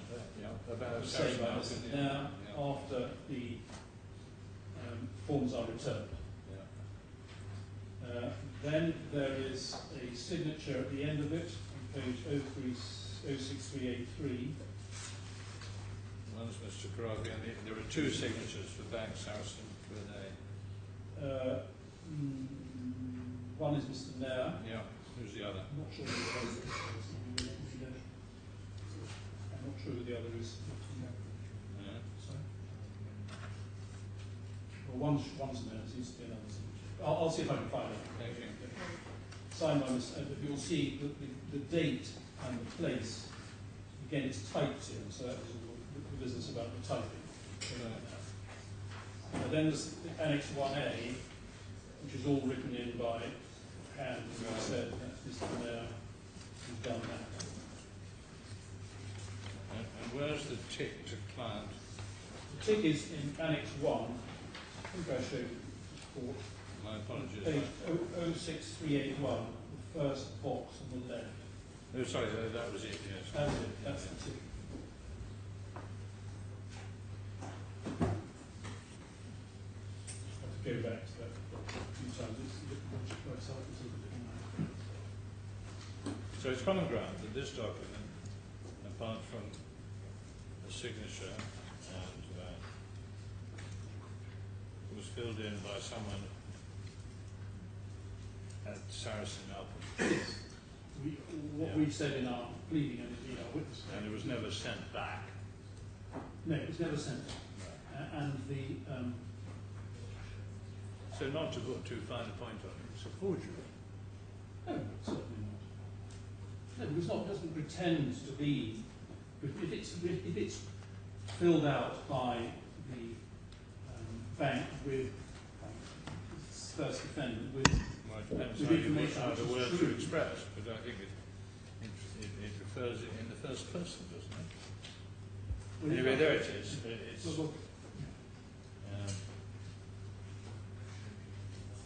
what was put as the case was that this gave the false impression. I think that perhaps is rather understating it, but maybe it doesn't matter. Okay. Well, I just wanted to show see. you something at one Okay, my friend would like to see version 121A on 121A. Oh yes. It's a different version. Different. Well, yes, Well, because that's his version that was sent back. Oh, I So see. one can So see what the were we version, looking at? and one can see the marks, the post-it notes on the side. Sorry? One can see the marks, for instance, of the post-it notes where they were asked to sign. So, for example, Sorry, I'll be very slow. 122 121A was the original document, or rather copy of the original document, sent back by Mr. Khorafi and then added to by someone at back Sarasin-Alpen. That's correct, my lord. Yeah. And 121A is what? is the version as sent back by Sent Mr. out. Al-Khorafi. So this is what went out, and the other is what came back. No, not quite. 121A is the version that came back before Saracen filled in the information. Oh, I see. I'm sorry. Yeah. That's right. So it's signed by him, but nothing else. So there's something written across the type name. What's that? That was him correcting the spelling. And that was one of the points which I cross-examined on, to make the point, but it obviously wasn't the client putting in the name, because they would hardly have misspelled their own name. No. And there we got this, the post-it note, this Exactly. signature arrow. Exactly. Page So you- 521. My lord, yes. Yes, thank you. Well, let's say this part of my submissions is about the judge's approach to Mr. Wali. Yes. And Mr. Wali has in fact been perfectly straightforward, except insofar as he did suggest at one point that maybe a conversation, though he wasn't able to give me detail of it, after the forms were returned with the claimants, but that went nowhere, didn't pursue it. I had never asked Mr. Khorafi about it, and what he in fact said after that is that he did sometimes have a tendency to speak too quickly and then backtrack, which was definitely a weakness in his evidence. But he in fact fell back on the position, which is a perfectly reasonable one in terms of the evidence, that the information was filled in by Bank Sarasin-Alpen after the event, but it was based on information that had been given previously to Sarasin-Alpen by either Taha or the Khorafis at the first and second meetings. And no doubt he was asked, why didn't he send, sorry, he or, did he know why Miss Naz, Mr. Nair or himself didn't send it back? And was he asked that? Not that specific question, I don't think, and the friend will tell me he did, not in terms, but I think the friend was simply saying, as he said in the passage I just read, that it would give the wrong impression. But his position was that it wouldn't give the wrong impression if it's true.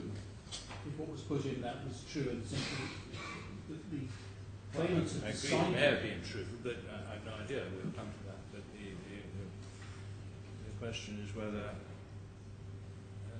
this is something with which his client was comfortable. So he never asked him, or her. No. Yeah. Not quite, my lord. At page 188, I did 188. 188, line 18 to 20. 188, line 19. I did make the point that none of it's been approved by the client. Yeah. So which line? Line 18 to 20 on page 188. Yes, I marked that. Yeah. Yes. Yes. That's true. That, There may be other But I mean, references. he wasn't specifically asked the question, why on earth didn't you or Mr. Nair send it back? I don't remember asking that question, but I'll check. Okay. I think I'll move. It's just the last part of this line of questioning at page 193 of the page, Yeah. internal 193 of 01373. Question at line 12 from Mr. Hill. You're not in a position to say that any of the information was given to Bank Saracen at the time. Like I said, it's in the form, it must be accurate. Judge, is that your answer? Is it in the form, it must be accurate? Correct. Why is it not possible that things in the form could not be accurate? It's definitely possible, my lord. Lordship, is it possible that there could be inaccuracies? Of course, no. Learned counsel here is saying, do I remember all these things? Are these correct? What you said in Mr. Khorafi's statement, E to F, excluding B. response I was giving to him is that whatever was said at this point in time by Mr. Taha to Mr. Mayor is what is recorded in that form. Of course, what is troubling me is that you tell me that because it's in the form it must be accurate. I simply don't understand it. It must be accurate because it's in the form. It may be accurate, it may not be. I simply don't understand the process of reason by which you say someone has written it, it must be accurate. I'm sorry, my lord. Giving you the opportunity to explain it correct. I've said before, and I hope you won't have to say it again, it's sensible for you to think before you answer. I'm sorry, because when you get to the end of this process, I'm going to read this transcript and take a view about whether I believe it or not. Now, that's not a passage that I complain about, but what I say is that what Mr. Alia has been guilty of, if anything, in his evidence is, as the judge says, not thinking about his initial answer, which was to say that there had been a conversation between Mr. Taha and Mr. Mayor. But, in fact, by the end of that passage, he's given a perfectly coherent account. The idea that he's not trying to help the court, which is really what this is all about, is not a justified conclusion. And I now go to page 01376. 01376. Internal page 202. And he's being asked about the fact that no one at Bank Sarasin had ever spoken to, particularly to Mrs. Al-Rifai, the third claimant.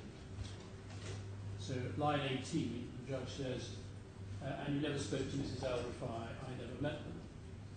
I haven't yet seen any document which either of them ever sent to you. Is that right? Correct. I mean, I wouldn't get a document if there was a document that would come to client servicing or Sharon. No, it would come to me. His Lordship, the difficulty I'm having with this evidence is how you can rely on someone who says they're an agent without checking with the principle. It's absolutely fundamental law. You don't accept that someone has authority just because they tell you that they have authority. Correct. You have to check with the person who says they've given the authority.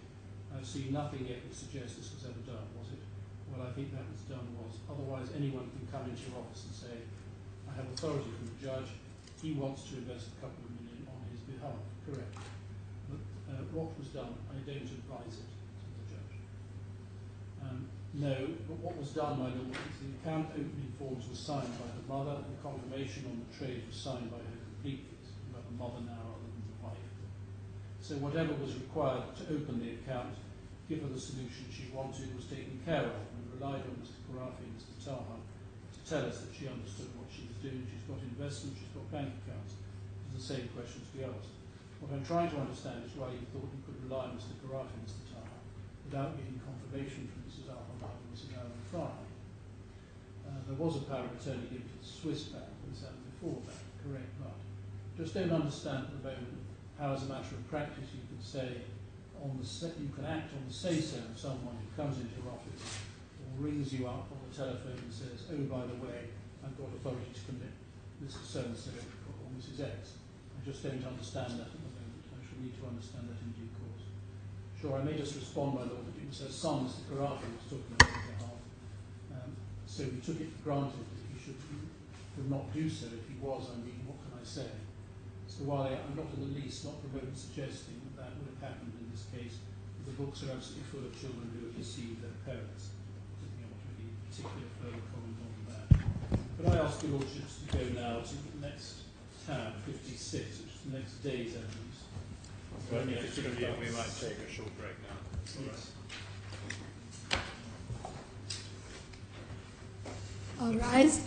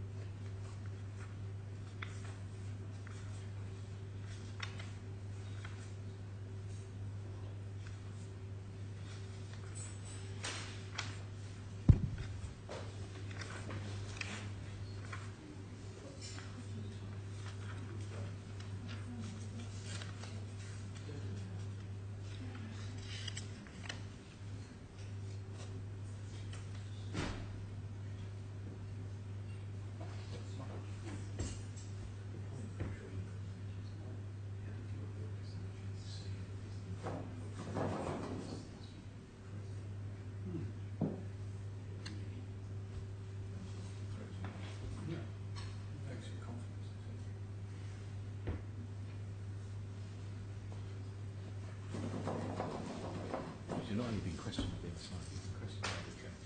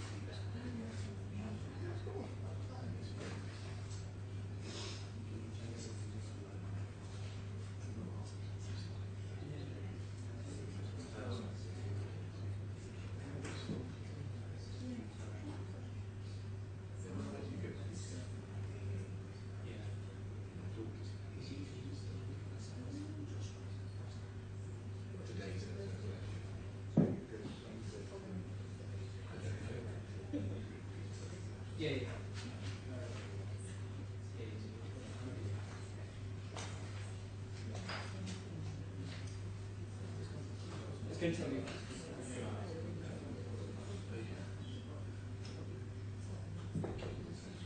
Yeah, I do.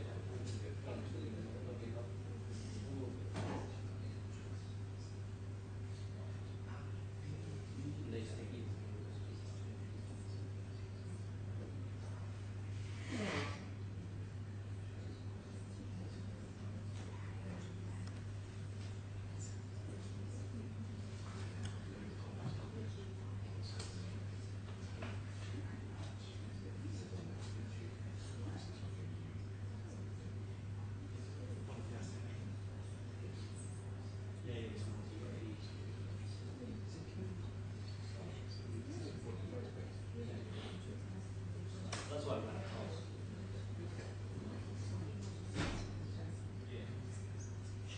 I said you saw it.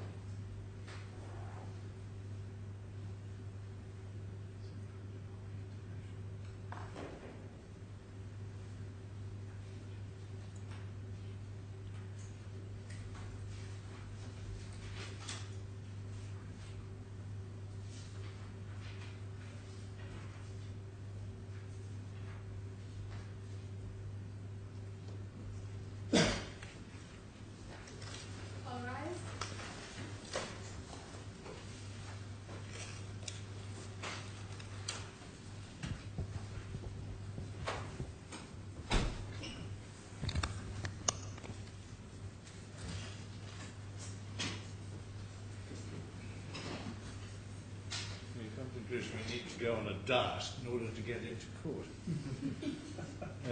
Yes, Mr. Bennell, we were going to On another... a similar point, I think there's Next. about 7 or 8 of these to go, just to give you a 40... No, don't worry, talk. No. Page tab 56, Yes. next tab, at page 01383, well, then in fact it's a similar topic to the last one we were on. He asks at internal page 9, line 8, he asks about some documents called client investment profiles.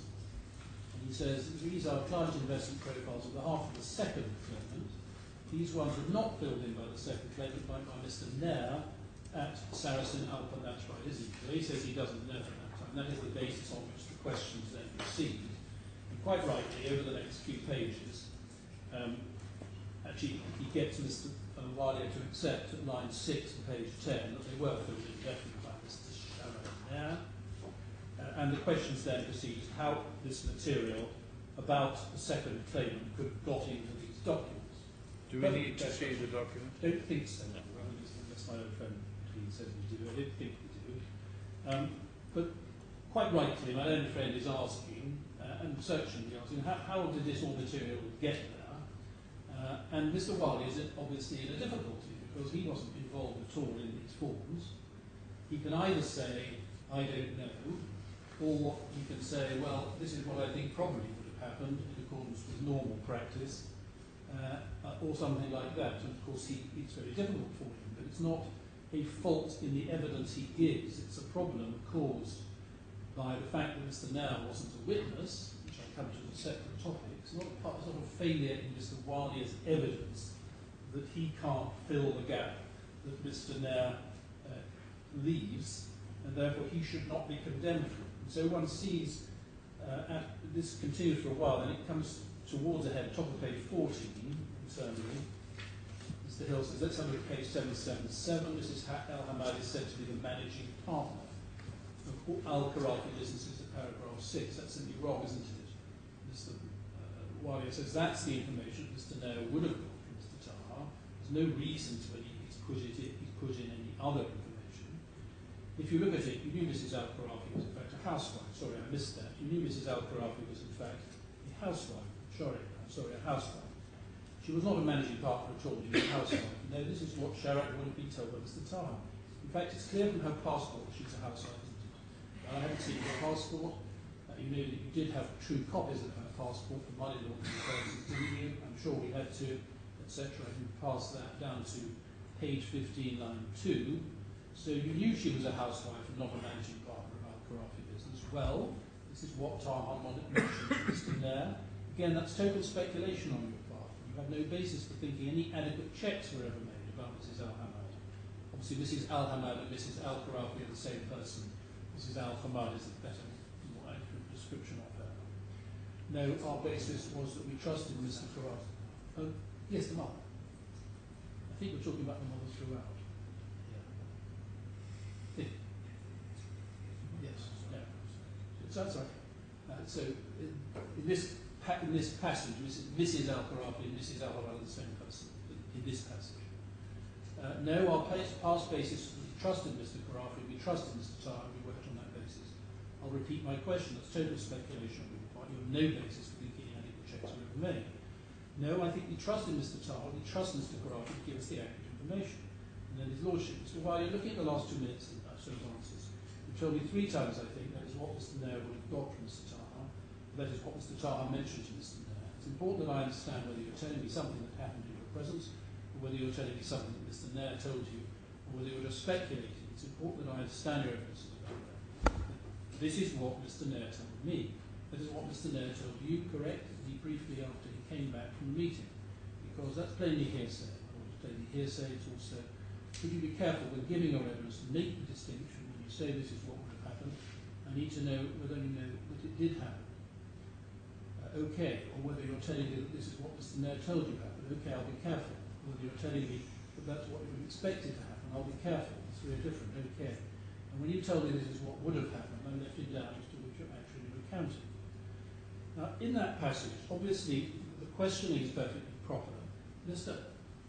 Wiley is in a genuine difficulty he's trying his best to give an answer. It's very difficult not to give an answer when you're asked questions like that, which doesn't involve hearsay. It's probably hearsay. The question is he helping the court, or is he, as the judge found in his crucial finding, effectively not helping the court because of his intense personal interest in the case? That passage rather shows, Mr.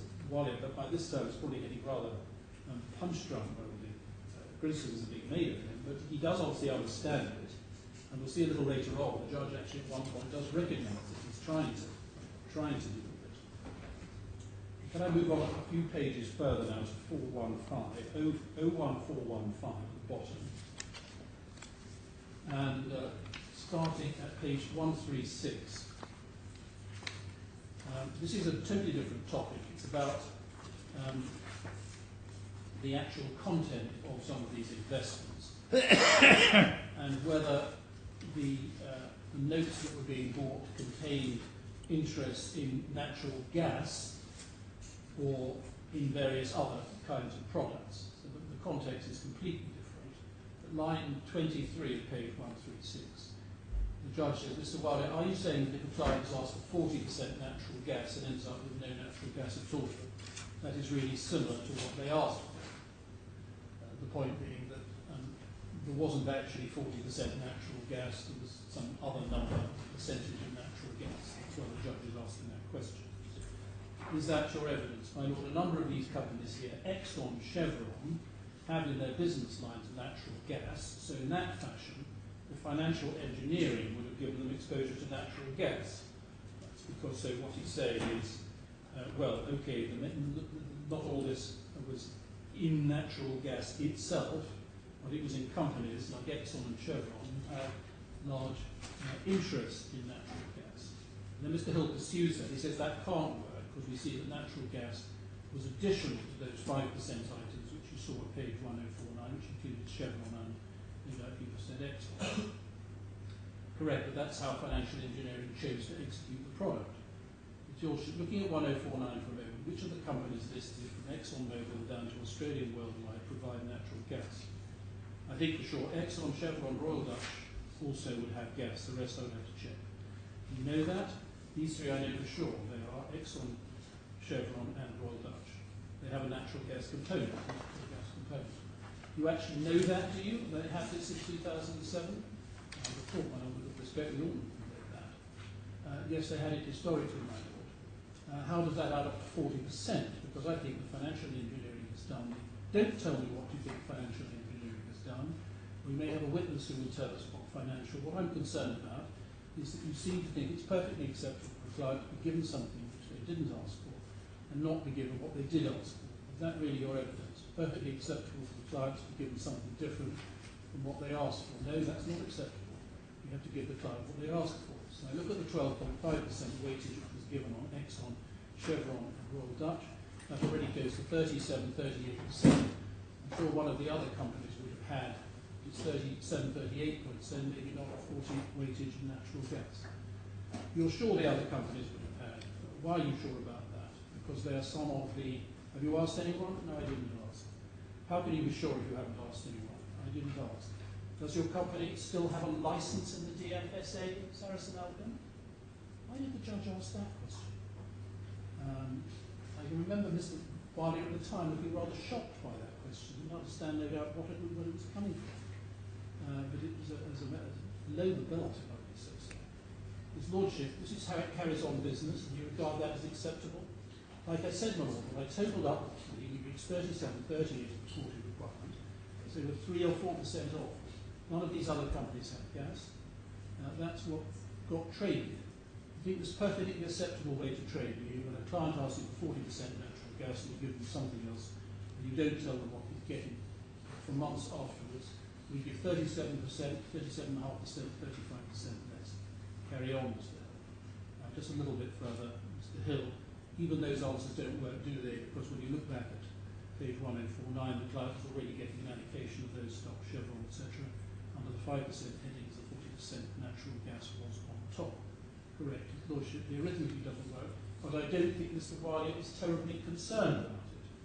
And this, of course, ties in with his finding at the end of the day. The witness is certainly not trying to help him, that he doesn't care. Whereas Mr. Wali's evidence, whether one finds it entirely satisfactory or not, is obviously a perfectly bona fide attempt to answer the question. And the judge's comments there, I have to say with great respect, are very unfair indeed. The next point is at 01419. Yes, now this concerns, I think I have to show you a document in the H series to make sense of this. Not H1, but H2.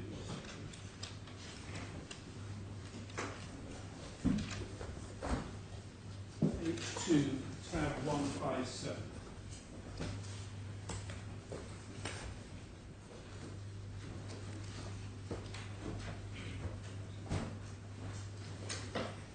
Now, this, you should have that.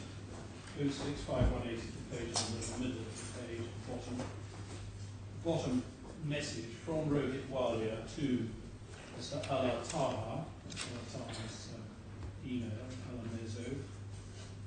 Dear Alia, please send us the Global Investment House valuation report for 3 unlisted companies. I would like to carry the same with me to Switzerland on 23rd July for discussion with our credit team. As the approval process through credit committee will take a little time, it's beneficial to submit the report for discussion as soon as possible to meet deadlines. So, at page 153, internal, page numbering, line 7, Mr. Hill asks about this. He reads it out, you see it. The question he asks is, what is our credit team? The answer is this. You see, I think by this, my Lord, I would like to answer this in 2 separate sentences. By this point of time, Mr. Khorafi's demand or request for leverage was going higher and higher. There was no more leverage which could be given on the back of the investment bank Sarasin. I think the credit department was not willing to give any more. So what they requested is to see if any bank Sarasin does not give leverage on the back of unlisted equities or bonds, they have to be liquid. So by then, in their demand for more loans and leverage from their own business, they wanted to see if it would help them raise some money on behalf of unlisted companies. So I asked for the balance sheets of these companies to show them to our team in Dubai to see if anything could be done. But we did not take that. Mr. Wiley, the question is being asked, which you're not at the moment answering, and I'm sure you understand, is very simple. It's your email. Yes, correct. The judge. And you refer to our credit team. I think the question is whether our means Sarasin-Alpen or means Bank Sarasin, Switzerland, obviously, or means somebody else. It means Alpen Capital's credit team, my Lord. His Lordship, Alpen Capital's credit team, yes. If you see the bottom, where my signature there, and then if you look at the bottom of it, that document you still have open, this is signed by Mr. Walia in his capacity as Chairman and Managing Director of Alpen Capital, as he says.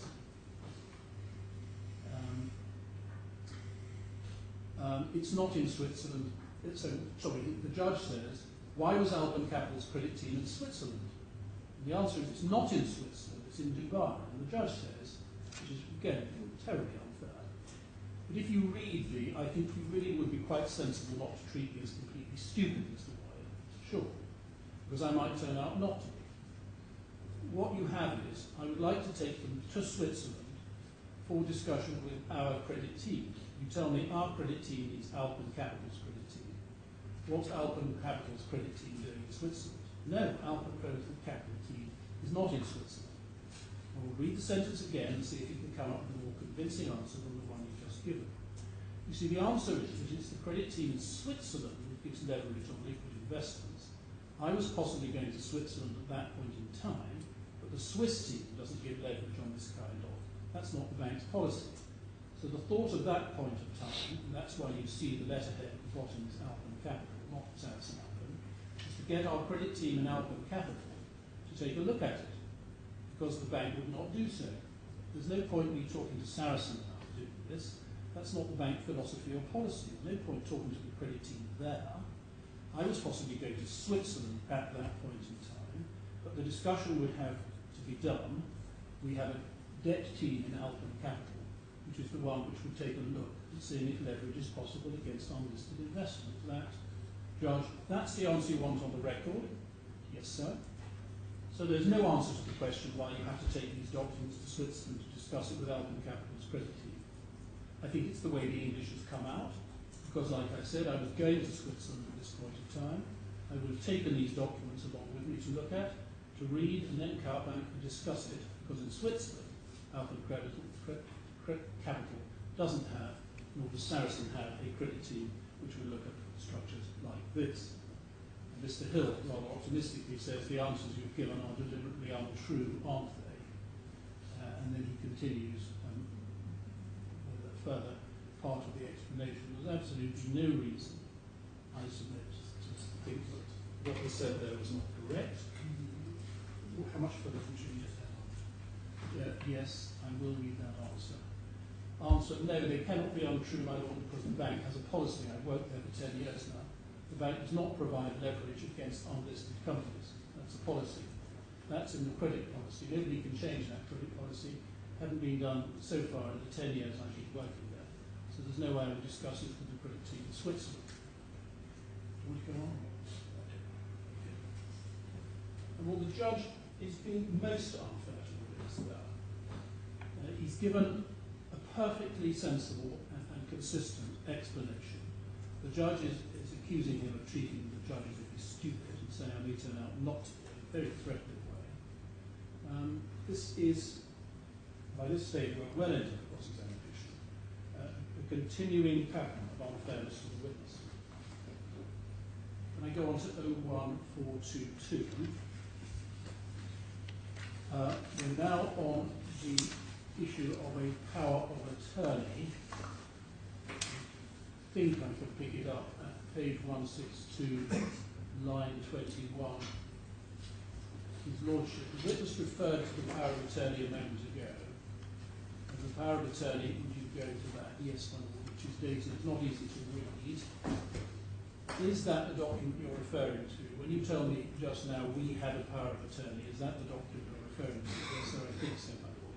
There is no other document. There's only one power of attorney she had given to Mr. Khorafi, and that, I think, is Mrs. Hamad, they're talking about the second claim. I'm pretty sure from line 10. No, don't tell me if you disagree, I think that's right. This was the document, this is the document. If you look at a particular page, which is a better version of another page, easier to read, it tells you in the second paragraph what the authority of the attorney is. Is that what you're relying on? That's correct, that's what the bank is relying on. Is that what you're relying on? That's what I would also rely on, correct. Because it doesn't seem, on my reading of it, to give the legal representatives, in particular Mr. Khorafi, any status in relation to Sarasin-Alpen. I just wondered if it was a document you were relying on, or there was some other document you had in mind. So the judge is making the point that this power of attorney is in favour of the Swiss bank. That's the second defendant, not the first defendant. No, there is no other document. This is a document the bank prepared which interlinked accounts need credit from either one or the other. This is a document which the bank relies on to execute transactions on their behalf, which are signed. Judge, it may or may not be, but that's for the bank to tell us, correct. What I'm interested in at the moment is whether this is the document you were relying on when you told me you take instructions from Mr. Khorafi in relation to his mother, correct. This is the document I rely on. That's the document we rely on, that's correct. Then he continues to similar effect. Now, that's his evidence. It may not be very convincing, and the judge is not convinced by it that P1 could rely on this particular document if it was a document in favour of the other defendant. I don't think the next page or so adds anything, but I'll read it if my friend wants me to. But at the end of that, the judge says at page 166, line 20, about the possibility of other witnesses coming to give evidence, probably from D2. He says if they give the sort of answer that this witness is giving, you may be quite a long time with them. So, forming a very obviously unfavourable view of the evidence he's heard from Mr. Alia. Now there's only three more to go. Firstly, 01429.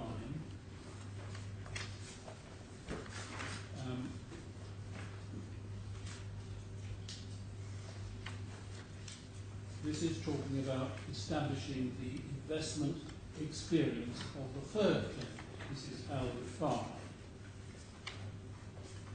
Just to get the context, page 189 on page 01428, internal 189 at page paragraph 19. The sort of question that was called is you needed to satisfy yourself of whether she would be a client, and you needed to satisfy yourself about the suitability of advice given in relation to the product she was buying. So you needed to understand her requirements, didn't you? Her requirements were very clearly communicated to us through both Mr. Taha and son, Mr. Khorafi. In relation to Mrs. Rifai, no one in fact established whether she had the investment experience and understanding. That's right. Like I said, we never met her. You had no idea at all. No, we were told by Mr. Taha that this is the kind of investment she likes to do. She's got stocks, bonds, she's got bank accounts, Credit Suisse, HSBC, what have you. She does investments in all kinds of products, and that is what they thought was suitable for her.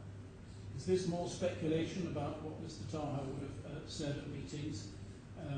No, it's not speculation. Again, ultimately the term sheets were signed off by her when they were sent to her. She got the account opening, she got her own statements, and this account was in her personal name. All the three accounts from the personal names of the three claimants. So all the statements made have gone back to each of them every month. What investigations of her investment position on her risk tolerance are you actually aware of, as opposed to what would have happened, what Mr. Taha or Mr. Nair would have done? I'm sorry, I didn't understand your question. What you're actually yourself aware of in terms of investigations of the financial position or financial understanding? No, I personally was not. Just pausing there, the last passage about the last minute and a half there was another rather bad example of the witness failing to tell us whether this was something that he knew or he supposed he was told by Mr. Nair. This endemic theme which runs through the evidence, which I've inadequately sought to avoid. When we get this sort of answer, I'm completely in the dark as to whether the witness is telling me something he was told by Mr. Khorafi or by Mr. Taha, or whether it's some information had relayed to him by Mr. Nair, or whether he's simply assuming that's what's happened. Well, that is unfair to Mr. Khorafi. Mr. Khorafi has answered it. The questions are very clearly put to him. You had to find out about Mrs. Rifai's position. What did you do to do so? He's explained it. He said, when he's asked the direct question, do you personally know? Do you have any personal knowledge? He said, I don't have any. He's perfectly entitled to say, well, I assume that our systems work as they should work. I see what she's actually said, what form she's actually filled out and signed. And in fact, although he may have in earlier passages strayed in this way, by this time he's actually really is doing his best to deal with the undoubted difficulty that he's in. Just picking it up a little bit further on, the judge says 20, there's going to be numerous cases like this. Mr. Hill, as I understand his last answer, which I got out of the witness, so Mr. Hill is effectively saying what I'm saying, he did actually give the answer. He was saying he wasn't in fact aware, and that means that the earlier points were adverse speculation of the would have variety. If I'm wrong about that, the witness can correct me. So I understand his last answer. He doesn't correct him. And rightly. But you can't really blame the witness here. Maybe an inherent problem about the strength of our evidence to prove or disprove our case because we didn't have Mr. Nair. But that's not something that justifies the court in throwing out Mr. Wiley as being a wholly unreliable witness. Then paragraph 13, line 13 on page 192. Perhaps we could just keep an eye on it. Maybe that's Mr. Goodman tries to re-examine at the moment. There are substantial chunks of this evidence in which this problem arises. Every time the witness is pulled up on it, we end up with much the same answer. I don't know personally. So it's going to be said that he does not know personally. Very much assisted by having that clear. Then, I think I just ask about this. I'd ask you to go to bundle D52973. Now that is now to be found. We could look at it, bundle H2 180.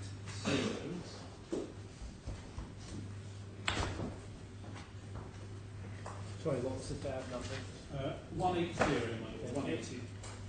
This is a document called a Client Investment Profile.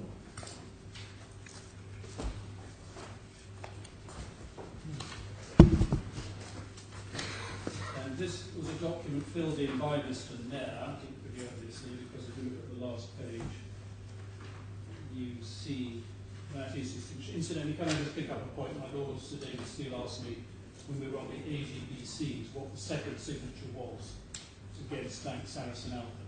There weren't. It was just Mr. Nair, once with his initials and once with his full name. I see. And this is his initials again. So that is on behalf of this. Well, anyway, it's via on behalf of Mr. Nair. And Mr. Hill asks about that. He says, this is the email, it's actually from Mr. Nair, this one, on behalf of Mr. Nair. I'm not sure I need to spend any more time on that. You can go forward. Sorry, can I just say that again? No, I'm confusing everybody here. Yeah. Sorry, my fault. The document at the end of page 192 is not the one I'm looking at now. It's the next one, beginning at page 193. We can go forward to tab 275, where you'll see the client investment. No, you really have thrown me now. The page in H2 you want is? It's tab 180, Yeah. and that is the client investment profile, I've got that. which is not what had been tab 273, but what had been tab 275, which is referred to in the first So line. that's right. That is tab 275. Yeah. Okay, I'm with And you Mr. Hill says you can go forward where you will see the client investment profile. now. Right. This is the document which was itself filled in by Mr. Nair, wasn't it? I wouldn't know. Certainly filled in on behalf of Mr. Nair, as you'll see at the end of page 1470. You'll see at page 1466 a suggestion that Mrs. Rifai had assets of more than 10 million. You see that. If you look at the first page of this tab, 3 boxes up from the bottom, you may see with a cross against it, the figure more than 10 million. Yeah. I think we're talking Swiss francs here. Swiss francs? I think so. So about £5 million. Oh no, it's nearly 10 million now, isn't it? No. Yeah. Isn't as bad there.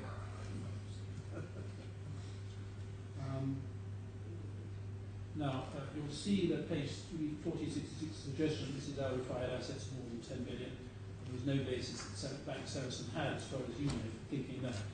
That's 10 million Swiss francs. That's right, isn't it? That's not right. This information would come from Alia, from Alia, that's Al-Taha. There's no information which the bank is. This is not in. There is no information which the bank is dreaming up by itself. This is more would have. You're not in a position to know whether or not the information came from Mr. Taha, are you? I'm not in a position to know. Mr. Wiley, it's obviously quite purposeful, as I reminded you on each occasion. I'm sorry, because you have noticed, I think you should be aware of this. When I get an answer before this, what would have happened, I'm not going to treat this information as what you actually know. But the witness has surely been, as he was on the last occasion we looked at, when he's asked by Mr. Hill, do you know? He says, no, I don't. But he's perfectly entitled to say, look, this information has been recorded. We are not in the business of making things up. It is likely that it was put there by not me, Mr. Wiley, or by somebody else. He's entitled, when he gets a question like that, to give that answer. He makes it quite clear what is would have and what is I don't know. The judge really couldn't criticise him on that. He goes on to do so even more fully thereafter. This is a Saracen document or a Saracen? This is a Saracen Bank's Saracen D2 document, as we tend to call it. Right, and it's provided by somebody on behalf of Mr. Nair, whoever that person is. Yes, and the claimant seems to be evidence something of the fact. who did fill this in on behalf of Mr. Nair? Well, probably Shamgupta Nas, Yeah, I would guess, right. but I think I may be going beyond the strict evidence on Right. And this, I got my dates wrong, but this is August 2007. Sorry, January 2000. January 2008. January 2008. So, wait a minute, no, it's January 2007. No, it says 15-1-8. You have a look at page 1470.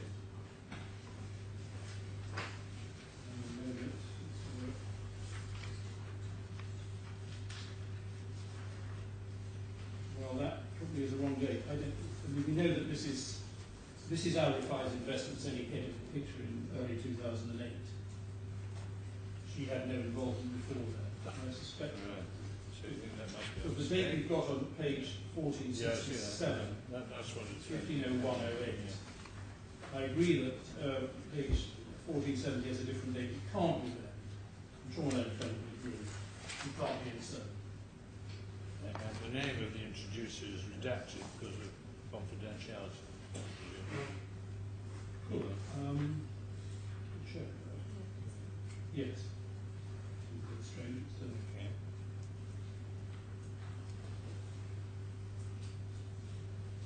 Thank you.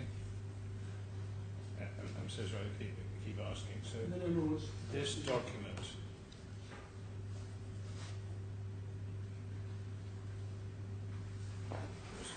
probably, well, it seems to have been filled in by someone other than Mr. Nair, Probably shammed up to now. or Miss Nars, and we don't know where she derives this information from. Well, that's, I think, what Latif is trying to get out of it. Yes, right. But I mean, there isn't, Why it hasn't really got apart much from the, I agree, speculation, I think it's fair to describe it as Mr. Wali, that Mr. Nair must have told Miss Nars what's in this document. That's really all we know. Yes, Yeah. Okay. that's right. But he does say, as he says, we don't go around making things up. So it's maybe speculation in one sense, but it's, if you get asked a question like that, having said as he does, I don't personally know, it's not unreasonable to give that other answer on that solution. Now, can I move on to two more? 01445.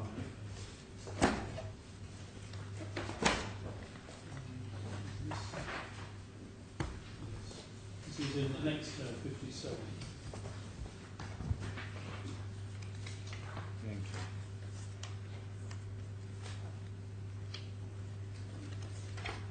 Now, I don't think the actual detail of this matters very much, considering it is the last, as well as at the end of page, internal page 13, that I want to look at. There's another document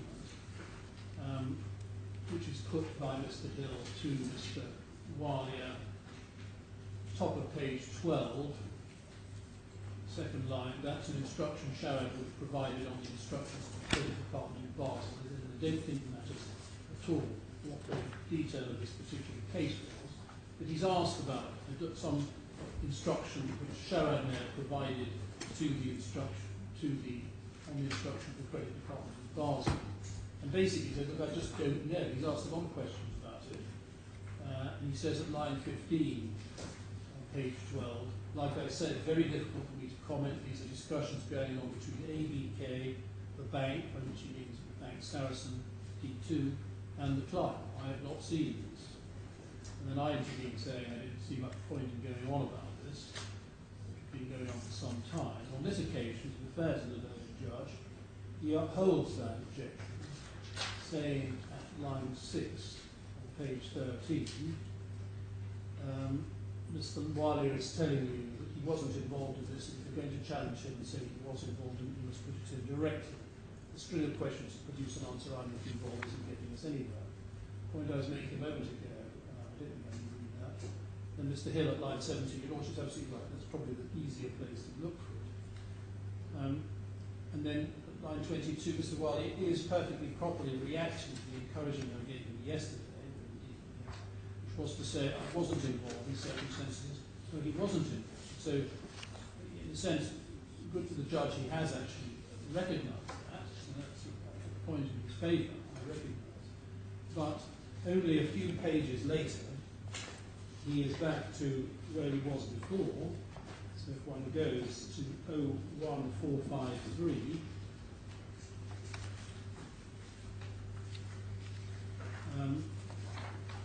page 43, bottom left, line 22.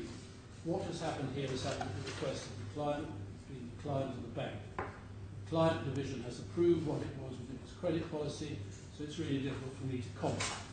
It discussion is going on between the client and the bank, as it wants more money and more money and more money, and the credit has accommodated him within their own policies. I don't think I can never for any client take into account what the credit policy is of the bank, or how much LTV they're adopting on any particular, presume that's loan to value, they're adopting on any particular investment.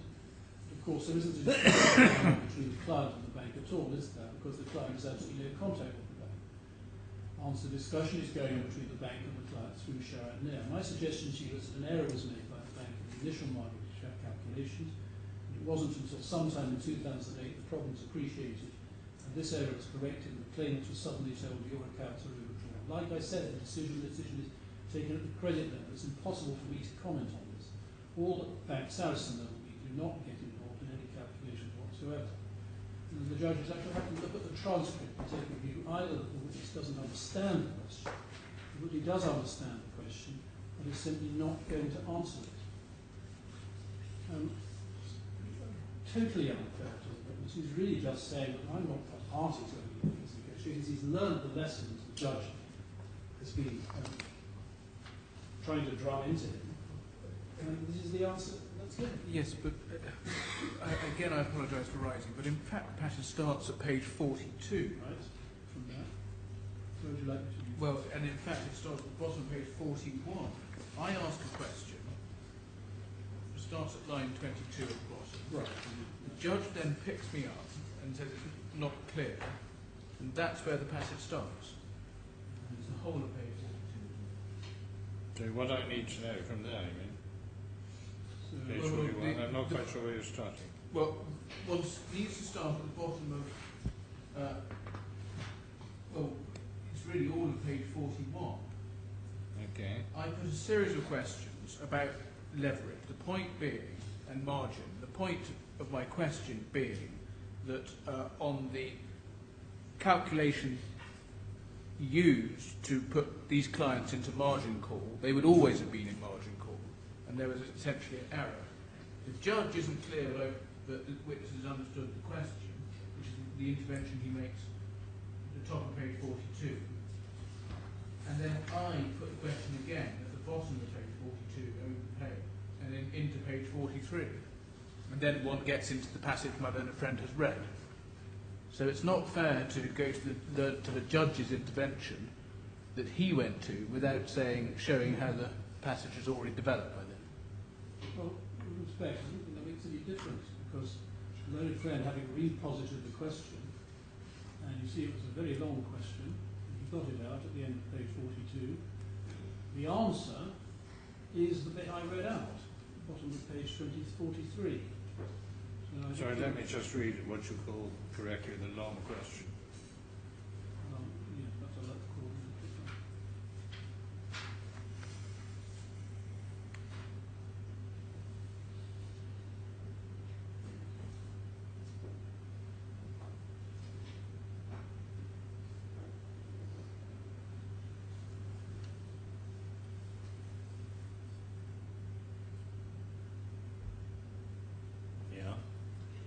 And then after that, I read it. Yeah. The judge is criticising Mr. Walia for simply not answering the question. He has answered the question. What he says is nothing to do with all these questions are questions of credit policy, are questions of credit economy. It has nothing to do with any of this. Well, it's not a question, well, I won't debate it now. The question is not directed to policy, it's directed to the question of whether once these derivatives have been sold to these various clients, they were all, in a sense, already in a margin position. Anybody understanding the derivative clearly would be able to say yes or no. He's in no position to know. He's absolutely not concerned with these matters. We may not be concerned with it, but these are the products which he's been involved in proposing to this person, and therefore it must be in a position to identify what the implications of them are. Well, I would I say think that's the only point that's being the question of margin calls and anything like that is nothing to do with the... No, he doesn't make the margin call. What is being put to him is, if this is the nature of the investments made by the Khorafi family, they are already, in a sense, in default from stage one. if all those facts are right. Yes, and the answer therefore would be yes, if those figures are correct. Lord, I would respectfully submit that you can't be criticised. These are all just Okay, this no, is I a understand theory. that. I understand that point. The theory, And I certainly take your point, it wasn't the shortest question we've ever seen. Sorry? It certainly wasn't the shortest question I've seen. I would have expected the witness simply say, would you say that again? Well, I think he did in a sense, and then he got it again indeed long and what was happening here was that the claimants they had a theory that they'd developed very late in the day about these all being underwater with the stop. Right. So they were trying to put this through Mr. Wilder. Right. None of this was agreed at all, or he had any prior notice of it. And you see what answer Mr. Wilder gives. Now, I can take your Lordship's point, it's not a question of policy, but he wasn't, this is all a question of the credit department in Switzerland. They were the ones who made the margin calls, or didn't make the margin calls, or were involved in calculating what amounts should or should not be. They just didn't come through his department at all. Anyway, well, I've probably gone on enough on that. Well, then is the last individual example. Now, of course, one can say, well, may I just check this with you? Given the scale and scope of your appeal and your challenge to a wide range of factual findings by the judge and his inappropriate assessment of Mr. Wilder in particular, I think it probably is going to be necessary, a slightly sinking heart, for the tribunal to read the whole of Mr. Wilder's evidence. Could you just tell me where it starts and where it finishes? yes, my Lord. So we're in D. We're in D2 I at the think moment. it's all in D2. Thank you. Could you just give me the starting page and the finishing It page? starts right at the beginning, D2, tab 55. Page Page 01325. 01326. 6, and it finishes. And it ends in tab 57. I'll tell you where it is. Well, Mr. Hill's cross-examination, anyway, ends at tab 57, page 01468. And then the re-examination goes on a little bit further. If somebody can find where it actually 1471. Thank you. Well, that's a treat in store. Thank you. Yes, but as your Lordship knows, my point is not that the judge should have accepted everything Mr. Wilder said. There are difficulties with his evidence, and we must be realistic about that. There are. But those paragraphs where he effectively just bins his evidence altogether, saying he wasn't there in front of the court, are unjustified and wrong. Now, my Lord, time marches on, so can I just incorporate, without referring to them, into this submission, my skeleton paragraphs 46 and 47, just ask my Lords just to read those now, without making any further comment. We put away the D2 bond.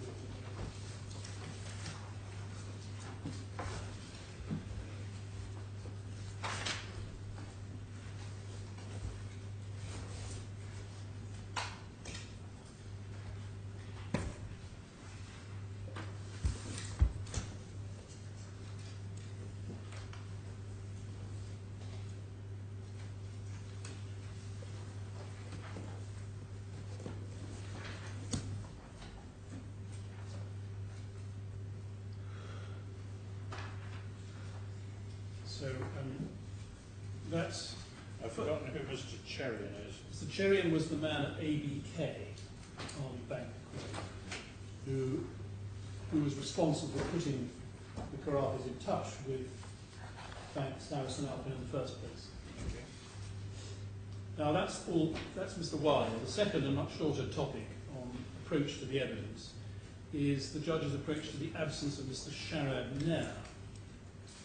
And there are two passages in the judgment which we say are somewhat inconsistent on this. One is at paragraph 169,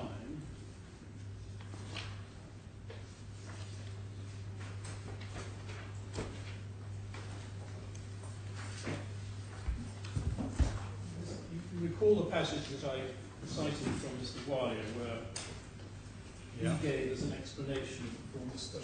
Nair not appearing as a witness that Mr. Nair had come to see him and he couldn't get release from his bank. I think Bank Junius Bear, I think was his employer. And so the judge at 168 and 169, in fact 167 is where it starts, the judge records, first of all, what was the explanation I gave in opening for Mr. Nair's absence, which is that he had come and asked for money, and therefore we regarded his evidence as Sorry, are we looking at 168 167. of the bundle? Or? No, 167 of the judgment, paragraph 167 of the judgment. Oh, I see, sorry. Sorry. 167 paragraph. Yeah, you told me you were going to do No, that. sorry, I wasn't sure. Yeah. 167. Yes, thank you. Good. So the judge records the explanation that was given for Mr. Nair's non-appearance, given by me, which is quite correct. And it wasn't only us, it was also Mr. Crook, a partner in Eversheds, who had given evidence at an early stage in this matter that Mr. Nair had approached them asking for money to give evidence. Anyway, that was true and that was said. Now then, when Mr. Walia was asked in cross-examination, this is 168, he gave a different explanation, and the judge then records accurately what that was, and remember that. He says he found Mr. Walia's explanation plausible. Seems to have approached the matter on the basis that there was available to give evidence at the trial, and the reason why he was not called to do so was notwithstanding he could be expected to have first-hand knowledge of many, if not most, of the factual matters. Neither party's evidence would assist the court. I make no assumption that Mr. Nair's evidence would have favoured one party rather than the other. The position is that whatever his evidence would have been, it is not before the court. Now, that last part of 169 I don't challenge at all. That seems to me, with respect to being the right approach. I don't think the judge, I submit, the judge wasn't fair to Mr. Walia in rejecting his effectively supplementary reason for not calling Mr. Nair, which was not actually consistent, as I showed you, I hope, on the transcript, with the other explanation. It was simply a further and more recent explanation. But anyway, at the end of the day, the judge is not adopting a position that Mr. Nair's absence is a point effectively against D1. He's saying it's effectively neutral. Either party could have called him. However, when we get into the meat of the judgment, he takes a rather different view. If we go to paragraph 305 of the judgment, where he is saying that the breaches of the regulatory rules by my clients were deliberate and intentional, which he does in 385, he uses as partial support for that, if we go to the page, he says in the third line, Sarasin-Alpen has produced no evidence to explain how this came about. I find it impossible to avoid the conclusion the entry made by an employee of Sarasin-Alpen. But he doesn't need to strain to avoid that conclusion since it had been admitted since the defence. And that the entries in Annex 1A were made in the first person, but with the intention of leading the uninformed reader of the document to think the entries had been made by the person, etc. Bank Sarasin-Alpen adduced no evidence other than speculation on the part of Mr. Mohamed as to the source of the information which led to a tick being inserted in the first box, or the answers recorded in Annex 1 of these documents. Well, I don't think that is fair at all, because, as I say, we always pleaded that it was Mr. Nair in the case of the first two claimants, and Ms. Gupta on behalf of Mr. Nair, Ms. Sen-Gupta now on behalf of Mr. Nair in the case of the third claimant. It's not hearsay for Mr. Walia to say Mr. Nair filled that out. It is hearsay for Mr. Walia to say I rely on what Mr. Nair told me as truth of the evidence of those facts. But his own witness statement in paragraph 100 says it was Mr. Nair. That's not inadmissible hearsay. And so he's drawing... But he's actually saying he saw Mr. Nair fill it in. He doesn't say that. He says Mr. Nair filled it in. Shall we look at paragraph 100? I'll come to it later.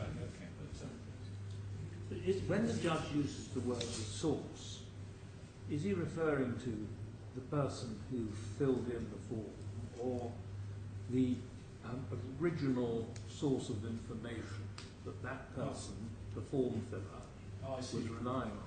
I see your Lordship's point, yes. But it may, I assumed it was the form filler, but Your Lordship may... No, actually it must be the person who told the form, allegedly told the form filler, what the answer to the question. Well, that, if that's right, then my point is not wrong. I'm not sure you can do better than neutrality. I mean, another problem here is the absence of this NAS appears to be wholly unexplained. And it's again most natural first impression. Mr. Nair, at least according to Mr. Alia, who on this point you say can be relied on, had a monetary dispute but much earlier. But the primary, if not only reason he didn't give evidence was some reluctance on behalf of his employer to allow him to come to court. Something that could have been overcome, one would have thought.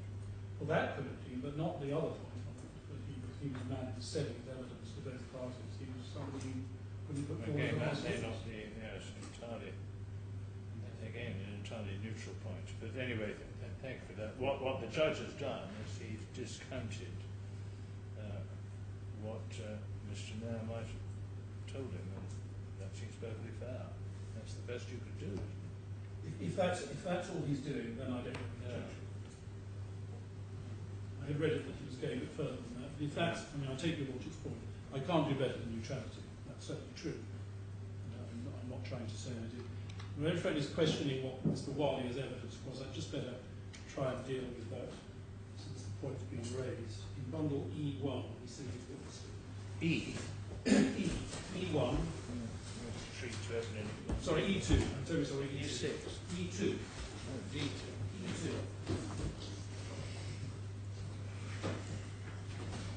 E2, tab 71.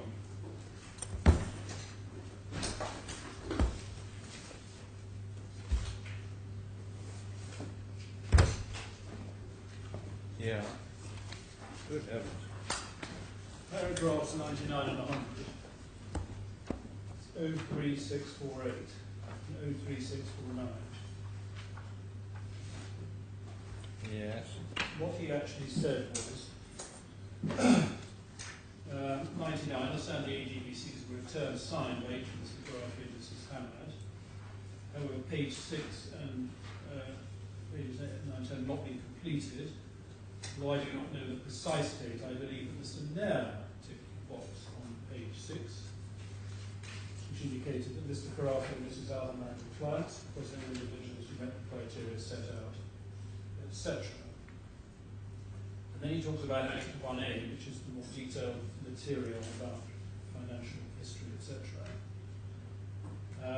He says completed by, I believe that Annex 1 was completed by Mr. Nair during the period 6th to 12th June 2007, either in Kuwait or Mr. Khorafi's offices, attended a meeting with Mr. Taha and Mr. Shiri. It is therefore possible that Mr. Nair completed Annex 1A at Mr. Khorafi's office. Know that in any event, Annex 1A records instructions and information communicated by Mr. Al-Khorafi and Mr. Taha on behalf of Mr. Khorafi and Mrs. Al-Hamad. I believe the information contained in Annex 1A of Khorafi and Mrs.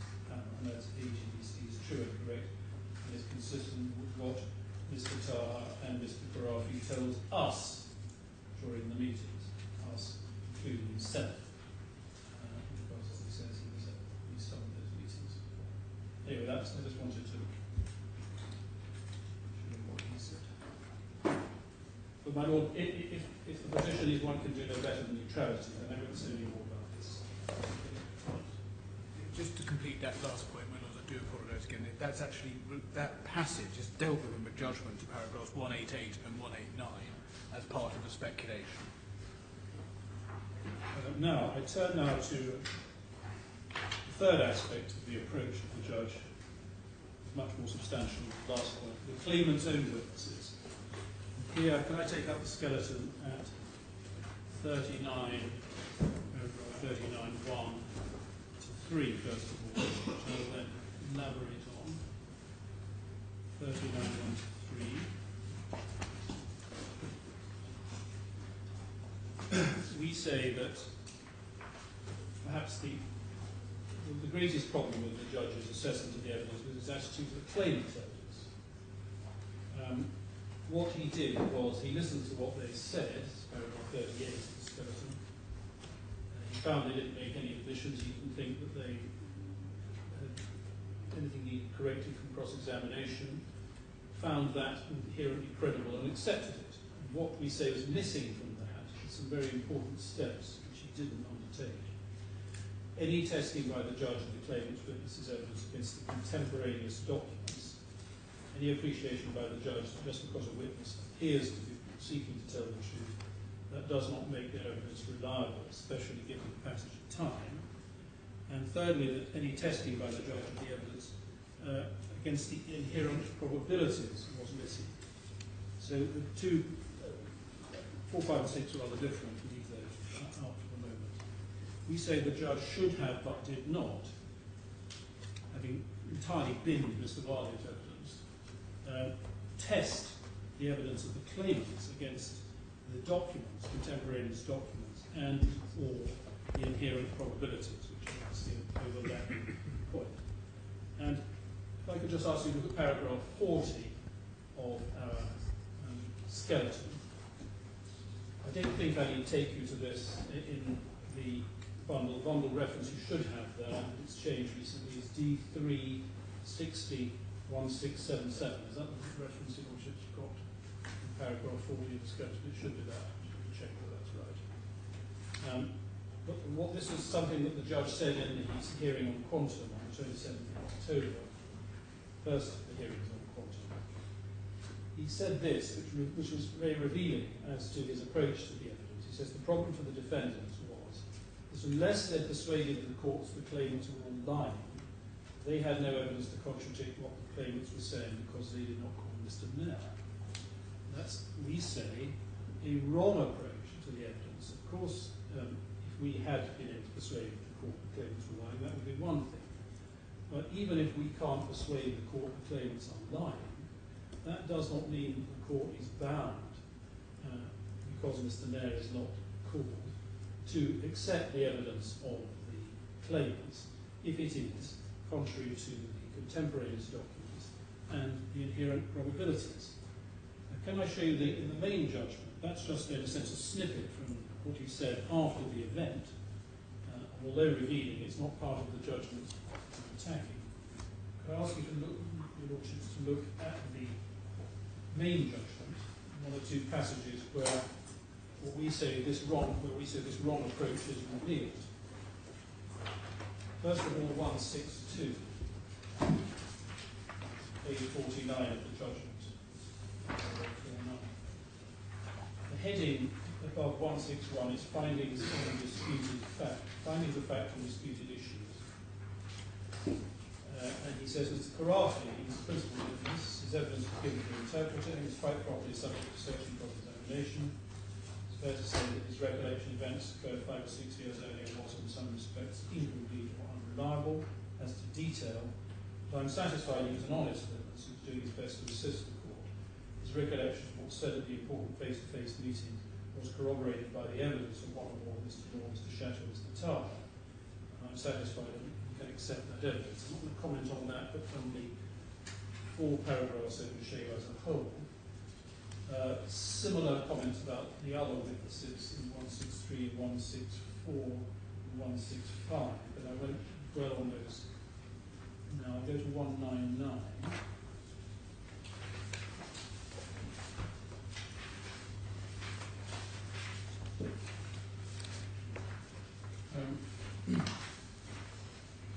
This is an example, of which there are others, this is one particular factual dispute which he's been dealing with since paragraph 192, namely a meeting on the 22nd of June, where he's going back to 192.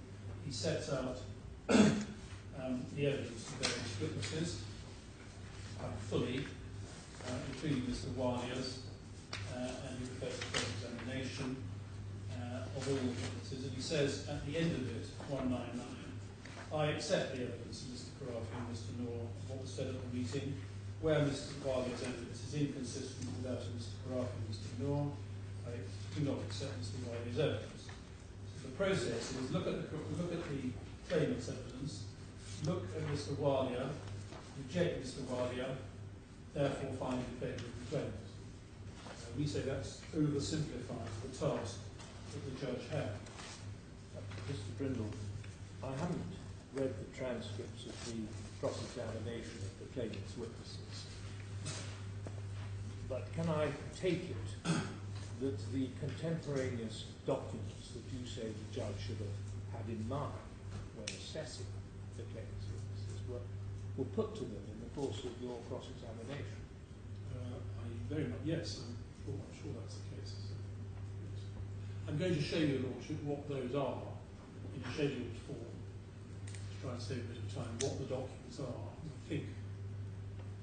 So the judge would have had a transcript which would have reminded him of the reliance made in the cross-examination of the contemporaneous documents when he comes to the conclusion that he accepts the claimant's evidence. Well, it was available to him when he had it in mind, and I don't know.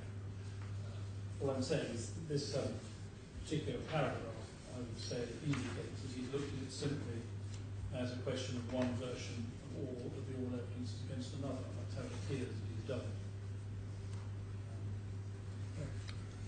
And the same thing happens with the next item, which is the meeting of the 11th of July, starting at paragraph 200, where again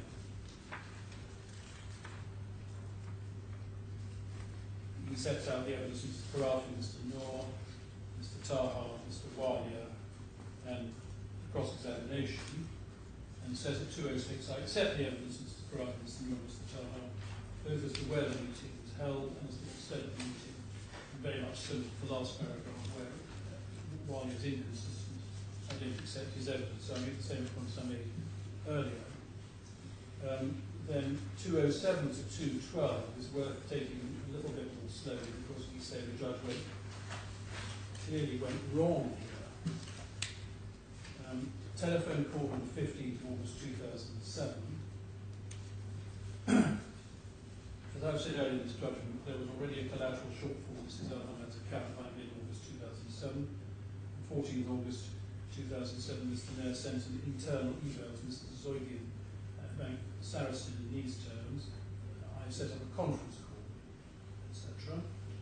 Mr. Walia's evidence was that Mr. Nair telephoned Mr. Taha on the 15th of August. That's obviously a rogue date.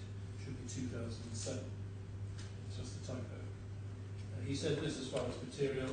Due to Mr. Khorafi's leveraging strategy, a collateral shortfall existed on Mrs. Hamad's account. The position of the account brought to the attention of Mr. Taha on a telephone call on 15th of August 2007. The call was foreshadowed by Mr. Nair in his email dated 14th of August. The course of cross-examination, Mr. Walia asserted there was a formal margin call in August 2007.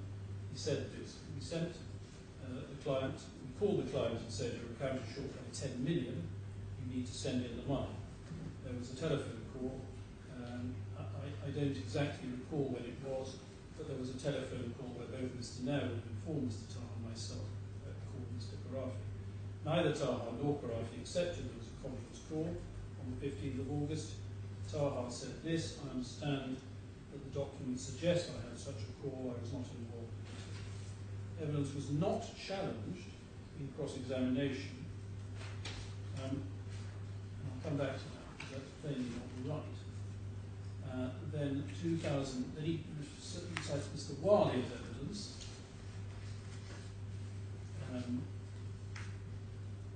Sorry, I'm quite wrong. Paragraph 210. Paragraphs 88 and 89 of his fourth witness statement, Mr. Khorafi referred to a telephone as Mr. Khorafi's evidence.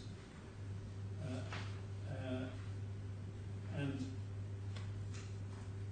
he says that evidence was not challenged in cross-examination. I'll show you again that's completely and utterly wrong. It was. And Mr. Noor gave evidence, and he says, this time I think rightly, strictly that Mr. Law wasn't challenged in cross-examination. But he said, on the basis of that evidence, I am satisfied there was no conference call between Mr. Nair, Mr. Taha, and Mr. Khorafi on the 15th of August. Mr. Nair called neither Mr. Taha nor Mr. Khorafi individually. Mr. Alia called Mr. Khorafi. There was no mention of collateral shortfall or the need for a margin payment. In the course of that telephone call, Mr. Khorafi made the payment for the reasons he gave in his witness statement. Now, the first point is that, again, this is simply reciting the witnesses and saying, while he is out of the window, and I'll accept the others. But this is a particular example of showing how the contemporaneous documents were not properly taken into account, being the one that he has actually referred to, but doesn't really give any weight to, in the first paragraphs of that section, 207 and 208. But even more importantly, he's got completely wrong the fact that the evidence wasn't challenged in cross-examination. I'm going to show you that now, because that shows that in fact Mr. Khorafi was completely caught out on this question. Can I just give you, Lordships, a bit of background? This may seem a rather odd little issue. It was. August 2007 is early to have a margin call, because the big margin calls came over a year later, in September, October 2008. But there was certainly a request for money for 10 million, and 10 million was certainly paid by Mr. Khorafi in August 2007. We said that was a margin call, and Mr. Khorafi says, as you can see from all that, oh no, it wasn't. Can I show you Mr. Khorafi's cross-examination on that point, which the judge has obviously completely overlooked?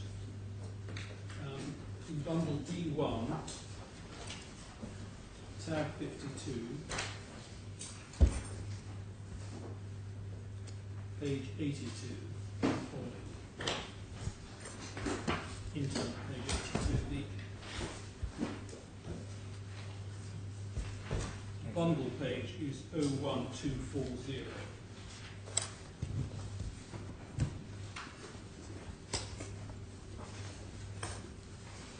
Now, in the middle of page 82, I start to ask Mr. Khorafi about paragraph 86 of his witness statement, which is one of those paragraphs the judge cites in paragraph 209 of the judgment, and says that it wasn't challenged.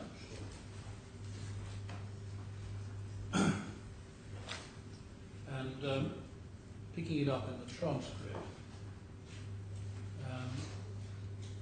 I should have said perhaps around this time, line 21, I think you mean August 2007, is that right? Line 2 of page 83. But your recollection is it, that it was around about August 2007? That's your best recollection. I was told about this information about Mr. Alia Taha told me that some of the investments might not be 100% guaranteed. Then I spoke to Mr. Rohit about that, and Mr. Rohit assured me that there was nothing to worry about around that time. I cannot give you a specific date. You see, what you say here is Mr. Alia Taha came to you, and he was nervous, but you trusted what Mr. Rohit and Mr. Sharad had said to you earlier. That was right. You see, what you don't say is, when Mr. Taha told me this, I went straight off to Rohit or Sharad and complained to them or anything like that, do you? I wasn't worried, because anything to worry about, Mr. Rohit would have called me directly. He wouldn't have told Mr. Alia Taha. That's why I trusted him. Did Mr. Taha tell you why he had, for the first time, discovered or become concerned that there wasn't 100% protection? No, he didn't tell me. You see, if he did tell you this, Mr. Khorafi, I suggest it's very likely he would have gone straight to Rohit or Sharad and sought an explanation. Most likely, in my mind, that Mr. Taha misunderstood Mr. Rohit, because Mr. Rohit had vast and massive experience in banking, and he wouldn't get us involved in something like this, so I trusted that. I suggest to you, in fact, it was much later on, possibly as much as a year later, and Mr. Taha came and said to you that possibly the capital protection was not 100%, I can't remember. Did he explain to you that it was what it was about that he looked at which showed that it wasn't 100%? Can you explain this? Did he explain this to you? Mr. Taha did not discuss with me details. The next point is the next paragraph, 87, it's a very short paragraph, and then soon enough go on to 88. I suggest that you were well aware of this time in August 2007 the value of the investments in your portfolio had fallen. My statement showed that I did not, or I wasn't aware of that decrease in my portfolio at that time. See, Mr. Waller, I'll take this to your statement in a moment. Your statement says that you met in London, says he met you in London and told you there was a collateral shortfall on your investments on your position. Mr. Waller didn't tell me that when we met in London. Shall we look at his witness statement? And I showed him that. And I showed him more at line 12. I think I can go through that quite quickly. And then line 23, in your witness statement, you go to paragraph 88, another paragraph the judge relies on, which is the next one. If you keep Mr. Walier's next to it, you can look at the two together. You, I think, don't refer to a meeting at all in London at that time, but you refer to a telephone conversation. Can you show me where was that? Yes, right at the beginning of 88, you say, in around mid-August, he called me on the telephone. If you read on a little bit, you'll see what you say. You can remind yourself what you say. I think, in fairness, he must be asked to look at paragraph 90 as well, says the court, if you're going to make that point. Yes, that's true, my lord. Can you look at paragraph 90? You do say, although you don't say much about it, there was also a meeting with Rohit in London around that time. This concerned my plans for RAFCO and was unrelated to the investments I purchased. Your case is that there was a meeting and there was also paragraph 88 telephone call. Is that right? And the point you mentioned here, the point 164, you refer to a meeting for a certain purpose, okay, for a certain agenda. Now you refer to another meeting. Beside that, you referred to our telephone conversation, which one related to what issue. According to you, there were two things. One, there was a meeting, that's paragraph 90, and the other, there was a telephone call, that's paragraph 88. That's your case, isn't it? Yes, I acknowledge that. What is the question? You say that the meeting was about your plans for RAFCO. This is in 90. This is what Mr. Khorafi says, isn't it, to confirm paragraph 90. That's me probably talking to the interpreter. The point mentioned with paragraph 90 in the Arabic translation is actually a confirmation of what I mentioned before the interval, before the break. I met Mr. Walia, and Mr. Walia offered to increase and diversify my investments and to open new doors in investments. The meeting referred to, number 90, is in the Arabic translation is the confirmation of that thing. I thought that was the meeting of 11th of July, but maybe I'm wrong. Yes. The meeting held on 11th of July. In that meeting, Mr. Walia proposed to increase my mother's investment. And I moved to the other meeting, which is mentioned in 90 here. The meeting was a continuation of the first meeting, but it talked about increasing the investment portfolio of myself. I wanted to add something more. The meetings are not like separate meetings or like separately cited meetings. They're like a snowball. They talk about issues and they talk again and they touch on here and there. Keep your witness statement. Going back to 164, Mr. Walia, he made it clear to you in mid-August 2007, one way or the other, wherever it was, that there was a collateral shortfall on your mother's account, did he not? That was never mentioned to me by Mr. Walia. He told you that he needed to be covered by a payment of $10 million. Answer, the issue of the $10 million is not about my mother's account. The issue of the $10 million is actually proposed by Mr. Walia after he's given me the $35 million loan.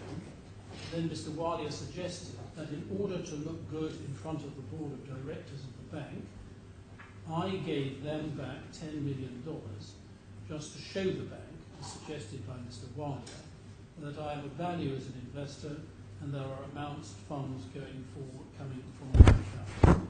We did that for this purpose. So that's his answer about the $10 million. Nothing to do with the margin call, nothing to do with collateral shortfalls. Money which was to be given back in order to make somebody, possibly Mr. Khorafi, possibly Mr. Walia, look better with the board of directors. I say possibly one or the other. It looks as though Mr. Khorafi is saying to make him, Mr. Khorafi, look better, but the judge, in his finding about this, says it was in order to make Mr. Walia look better, but I'm not sure anything particularly turns on that. I will see if I can understand this. You were to give them back $10 million just to make them look good. Mr. Walia told me, I request you to give the bank back $10 million just to look good in front of the board of directors of the bank. And there are many goings and comings. There is give and take between you and the bank. I look good. I have to suggest to you, Mr. Khorafi, that it's wrong. The 10 million was paid, and was paid by you because of the collateral shortfall, and that was paid as collateral. Answer, I have 2 points to mention. First of all, the first part of what you said is completely incorrect. Second of all, I have a witness who is present here in the courtroom who saw it and heard everything. And then I ask him about a document. Could you be given bundle D5? I think I need to look at this anyway. You agree you did pay the 10 million? Yes, I did. Have we finished with that? Yes. I think the point is made, my lord, it's at the bottom by me, that the transcript doesn't record, or perhaps it should, the witness did agree that he did pay the 10 million. So we get that bit out of the way. Right, line 9. The reason I want to show you this is an internal document between Mr. Nair and persons in Switzerland. It records Mr. Nair saying, post-Rohit's meeting, Mr. Khorafi in London last week, we have received $10 million into Mr. Khorafi's account as collateral. I'm putting to him a specific document here which records the 10 million, at least as far as Mr. Nair is concerned, being recorded as being paid into the account as collateral. Do you see that? Can you translate this to him?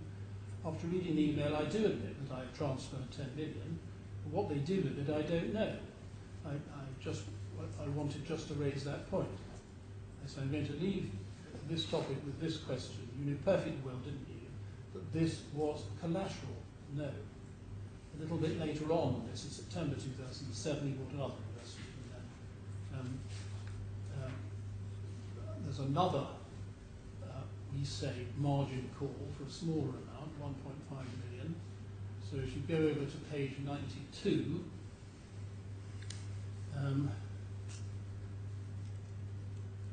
line 5, which I was trying incorrectly to summarise paragraph 167 of Mr. Wiley's witness statement. You don't want to read the last 3 years. Do you have a question? Yes. Is that correct? Do you remember that happening? I don't remember. You go down to paragraph 169 of Mr. Wiley's statement. He says this, as at 30th September 2007, a collateral shortfall existed of about 1.5 million. Do you see that? Yes. You were aware of that further shortfall, weren't you? No.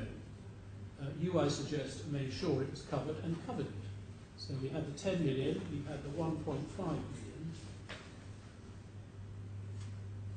And the question continues. I was going to pick it up, but if anyone wants me to read anything else, I will. After further questions, I come back to this at 103, line 8. The position was quite simple, wasn't it? Ever since you had borrowed the money from ABK, they had a form of security, which is an irrevocable payment order, which required the Swiss bank to make payment to them as part of their security. That's the position, isn't it? He says the irrevocable letter of commitment, there were 2 actually, one in the sum of 35 million for my mother, and the other one for me, which is the amount of 22 million. You wanted these to be released, didn't you? I'm the party who incurred all the damages. I had to pay 15 million. The difference between 35 million, I paid 20 million, and then also I paid 15 million. Not the Swiss bank, I'm the one who incurred the damages. The initial agreement with the Swiss bank is to pay the 35 million, but I ended paying that myself. After renegotiation, you persuaded ABK to accept the 20 million, is that right? I didn't enter into any negotiation. Mr. Sherrod did. I was in southern France. Sherrod called me and said he spoke to Steve, this Chirian, in the Al-Ali bank, and he and Mr. Steve agreed that I have to solve the problem. I had to pay 20 million. I ended up paying that amount, and I also ended up paying the difference from my mother to solve this problem. Can you read paragraph 116 of your own witness statement, please? I'm afraid 31 is missing, the judge says. Apologise. So pick it up at the very last line of page 104. You got rid of the problem, whatever it was, by a payment of 20 million. And you don't ever have any problem with the Kuwaiti bank. Mr. Sherrod and the Swiss bank had the problem. They are the ones who called, they are the ones who negotiated, and they are the ones who reached a deal. They just ended up asking me to make the payment to settle it. I had no problem at all. Whatever the problem was, and whoever's fault it was solved by a payment of 20 million that you made from or procured to be made from your wife's account? Answer, that's what happened. With Bank Saracen, the bank account is set at Bank Saracen, you are right. That gets the 20 million, we say, out of the way. Carrying on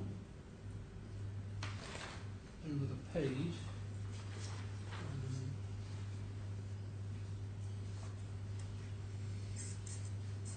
Pick it up at page 107, line 6, line 9.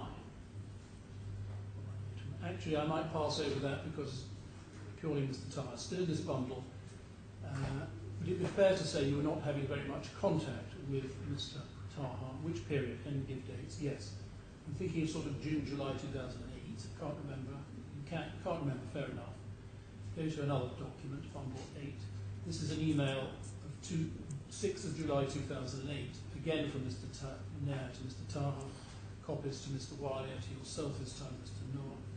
It says, Dear Allah, please thanks for your email below, which I haven't troubled you with. You can look at it if you want to. The mail has positives, negatives, and logistics. Quoting now from the document. As person in charge of providing appropriate financial advice to Mr. Khorafi and his family, it would be beneficial if you could prepare a simple Excel sheet as demonstrated below to understand the collateral versus loan scenario. Do you understand that, or would you like that translated? Its answer. The email is actually, it came to me in the early time when we got to know that there was a problem with the bank in Switzerland, with our accounts with the bank in Switzerland.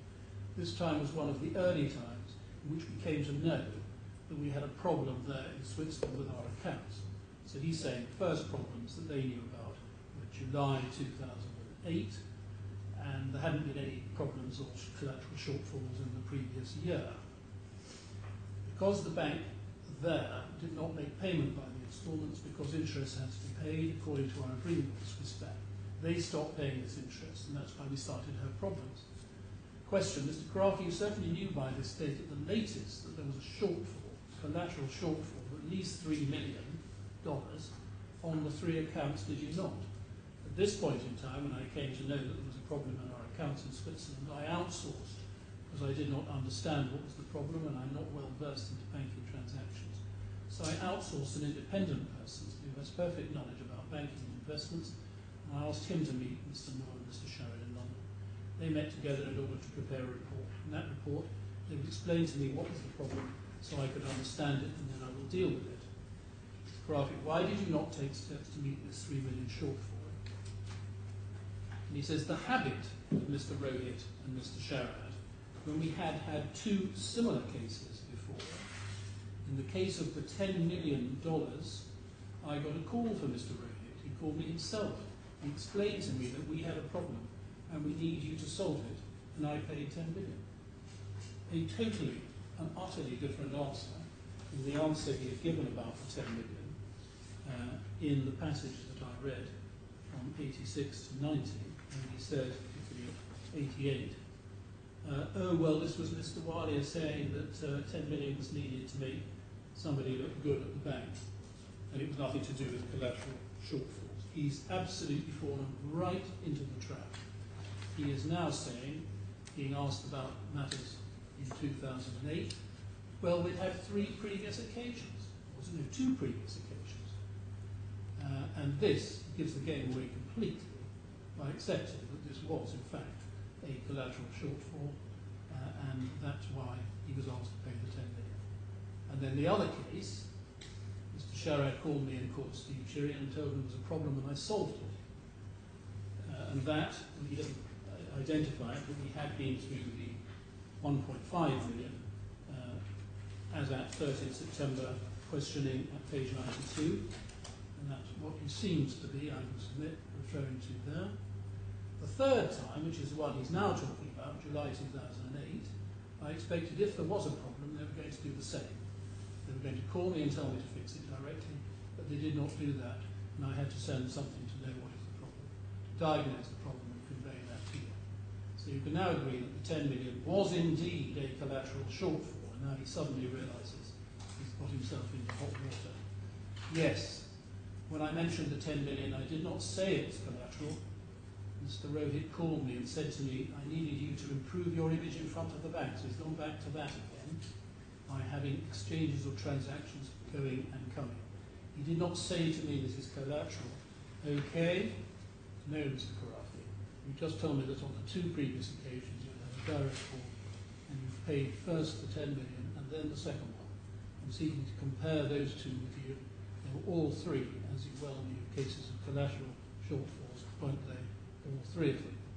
And then Mr. Hill made an intervention, which I submit was a misconceived intervention. He said this, that question is put on a false basis.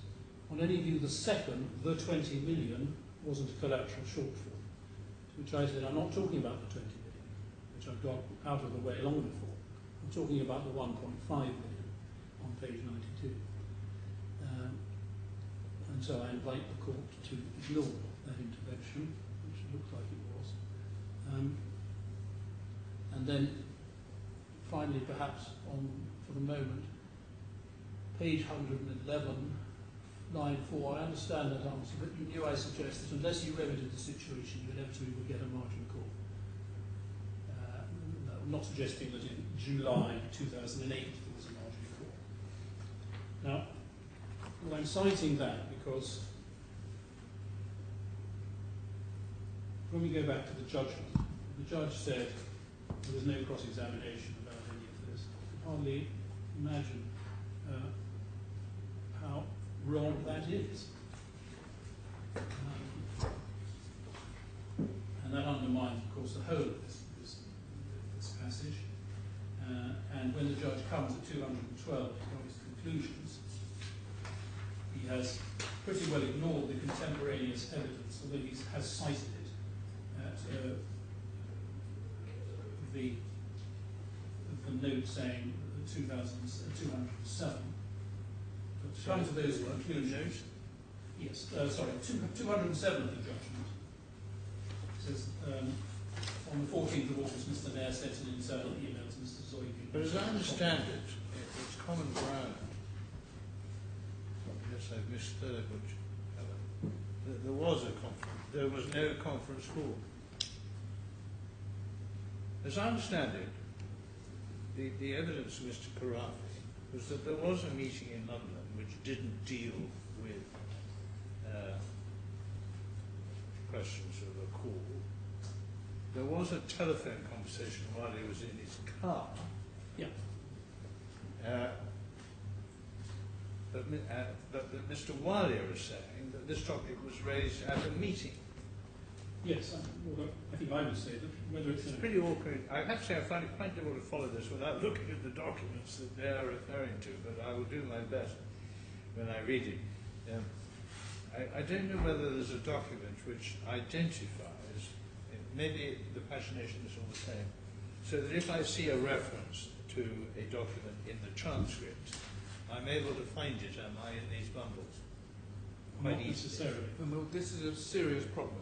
I don't know if my lords are aware of the correspondence that took place in the last 2 or 3 No, I don't think I want to hear that. Well, I just want an answer to the question. Well, the answer, I'm afraid, is no, and it's a source of serious concern to us. We made clear for a long time that what was essential in this appeal is that the documents in the bundle bear the same references so that my lords can turn up documents in the transcript. That was refused by my learned friend's clients. We say deliberately in order to put us and the court in this difficult position when it comes to going through the transcript. There's no explanation. Anyway, the answer to my question is it's not that easy. What we have done, which is, I don't think a total answer to your question, but just where we have produced the H bundles, which are the extracts from the trial documents, we have shown cross references to anything in the H bundles to the trial D bundles. But it doesn't work the other way around. Sorry, I have to say that again. If I come across a reference in, take an example in this particular bit of the transcript, because I can't find it now, but if sorry, well, forgive me. There is a reference to documents here from time to time. I would have to say I was completely unaware, and probably demonstrates my failure to read the documents properly, of the 1.5 million call. Also unaware of the 3.8 million call. I was only aware of the 2 tranches of 10 million, one in 2007 and one in 2008. So that is why I need to read this material rather carefully. And I need to know what documents the witness is being invited to look at, because you say you put to him all the contemporary records. Well, The only contemporary document, as I understand it, is the letter of the 14th of August. If there are other contemporary documents, then no doubt they're in this section. That is the only document on the particular question of what did or didn't happen in August 2007. I mean, it is slightly surprising, I'll put it no higher, that the bank's records are so short of any record of any telephone conversation, any meeting. I confess some level of almost astonishment, certainly surprise, that there is no memorandum of any meeting either in Kuwait or in Switzerland or in London or wherever. Quite extraordinary. We're talking about big money, even for rich people. Oh, yes. Anyway, one of the difficulties that the judge was faced. You say, well, heaven's sake, why doesn't he examine or compare this evidence with the contemporary material? The usual way in which a witness's description of what happened at a meeting is to show you in the minute, but there are no minutes of any meeting. So the contemporary material is, to put it no higher, quite remarkably thin. And you say that such as was available was put to the witnesses. Well, can I say this, Lord? If you mean notes of meetings, yes, it is remarkable. Yes. But however, the main documents, and I haven't really fully developed as part of the case yet, the main contemporaneous documents that I'm referring to are actually those which are, many of them are signed by the claimants. These are the contractual documents, as I understand. Either contractual or documents or descriptions of the investment products. Yeah, we'll come to that. And I'll come to that, but I have to accept on meeting notes, yes, it's very different.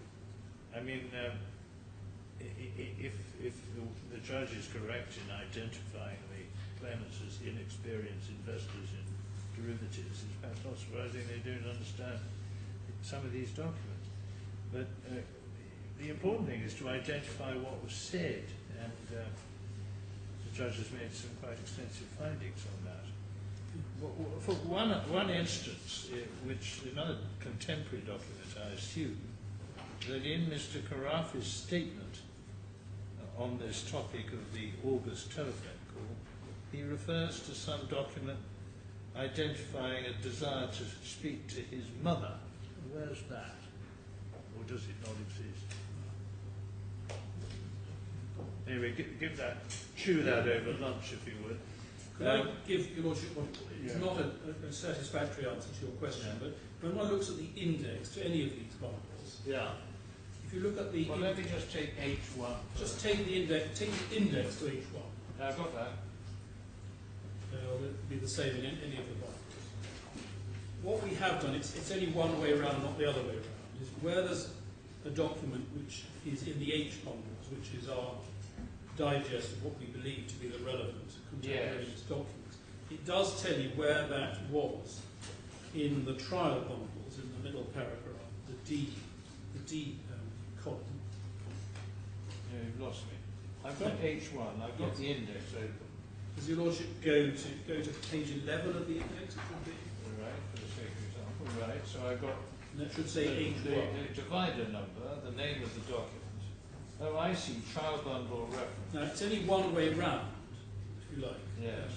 So what I can't do is say trial bundle reference. That's in H1. No, although what you can do to some extent is if you they are in order. So if you were looking, they are in order. So if it's D228, you ought to be able to slowly find it. Yes, but only if it's one of those that we've selected. And we made these selections in light of the other side to agree, and they didn't come back until a few days ago with any suggestions that there were any documents other than these to be referred to. Well, so one can, hold on, my friend, wait until I finish. So one can in fact tell, certainly insofar as any document that we thought was relevant is concerned, by looking down that central list. Thank you. Which it is. It's not a complete answer to my question. Where's the start? Yes.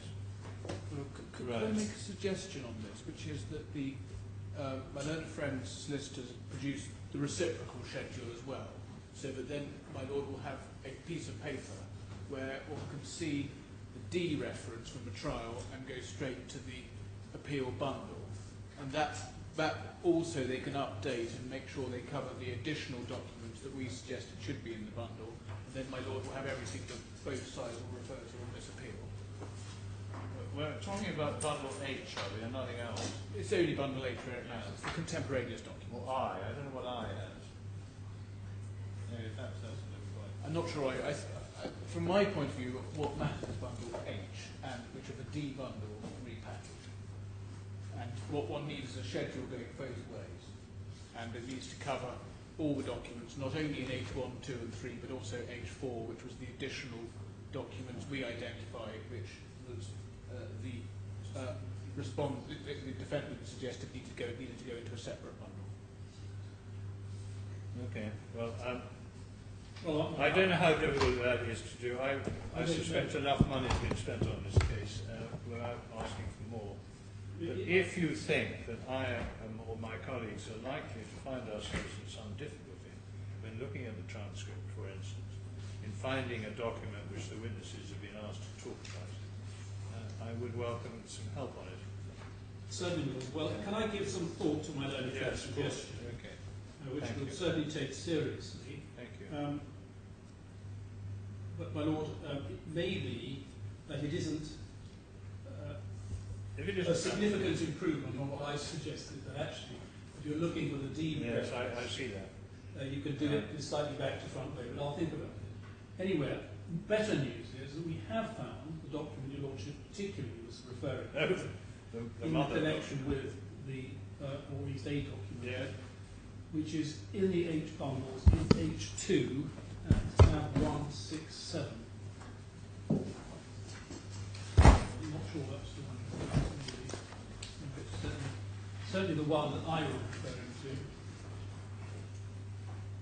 It's quite small writing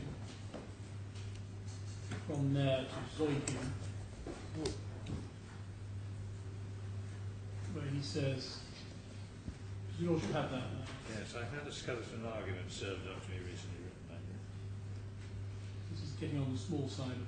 It didn't last very long. Set up a conference call between a financial advisor and client son, or tomorrow afternoon. You will review the portfolio and the current market conditions and also discuss the margin call.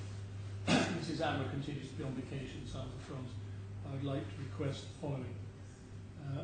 This shortfall, is this shortfall, after considering the cross-pledge, uncollateralized?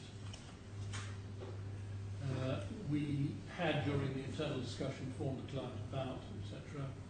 I need to read this myself. I'll just let your lordships look at that. Yes, thank you very much. And 168. 168. Sunday the 2nd of September. From Sharon there to Peter Attiger, another gentleman in Switzerland. Host wrote its meeting Khorafi in London last week. We received US dollars as collateral. That's the one that I cross-examined. This is Khorafi one. Very helpful. Well, the important point here, obviously, is not whether there was a meeting or telephone call or whatever, but it's whether or not Mr. Khorafi was, by the time we get to the crucial events of late 2008, in fact perfectly well used to the idea of receiving notifications of collateral shortfalls and paying formal or informal. So this goes to your mitigation point, really?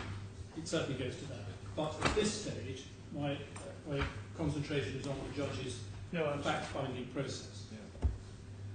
Yeah. Enough, I think, on that. Well, we're going to have a break now. So.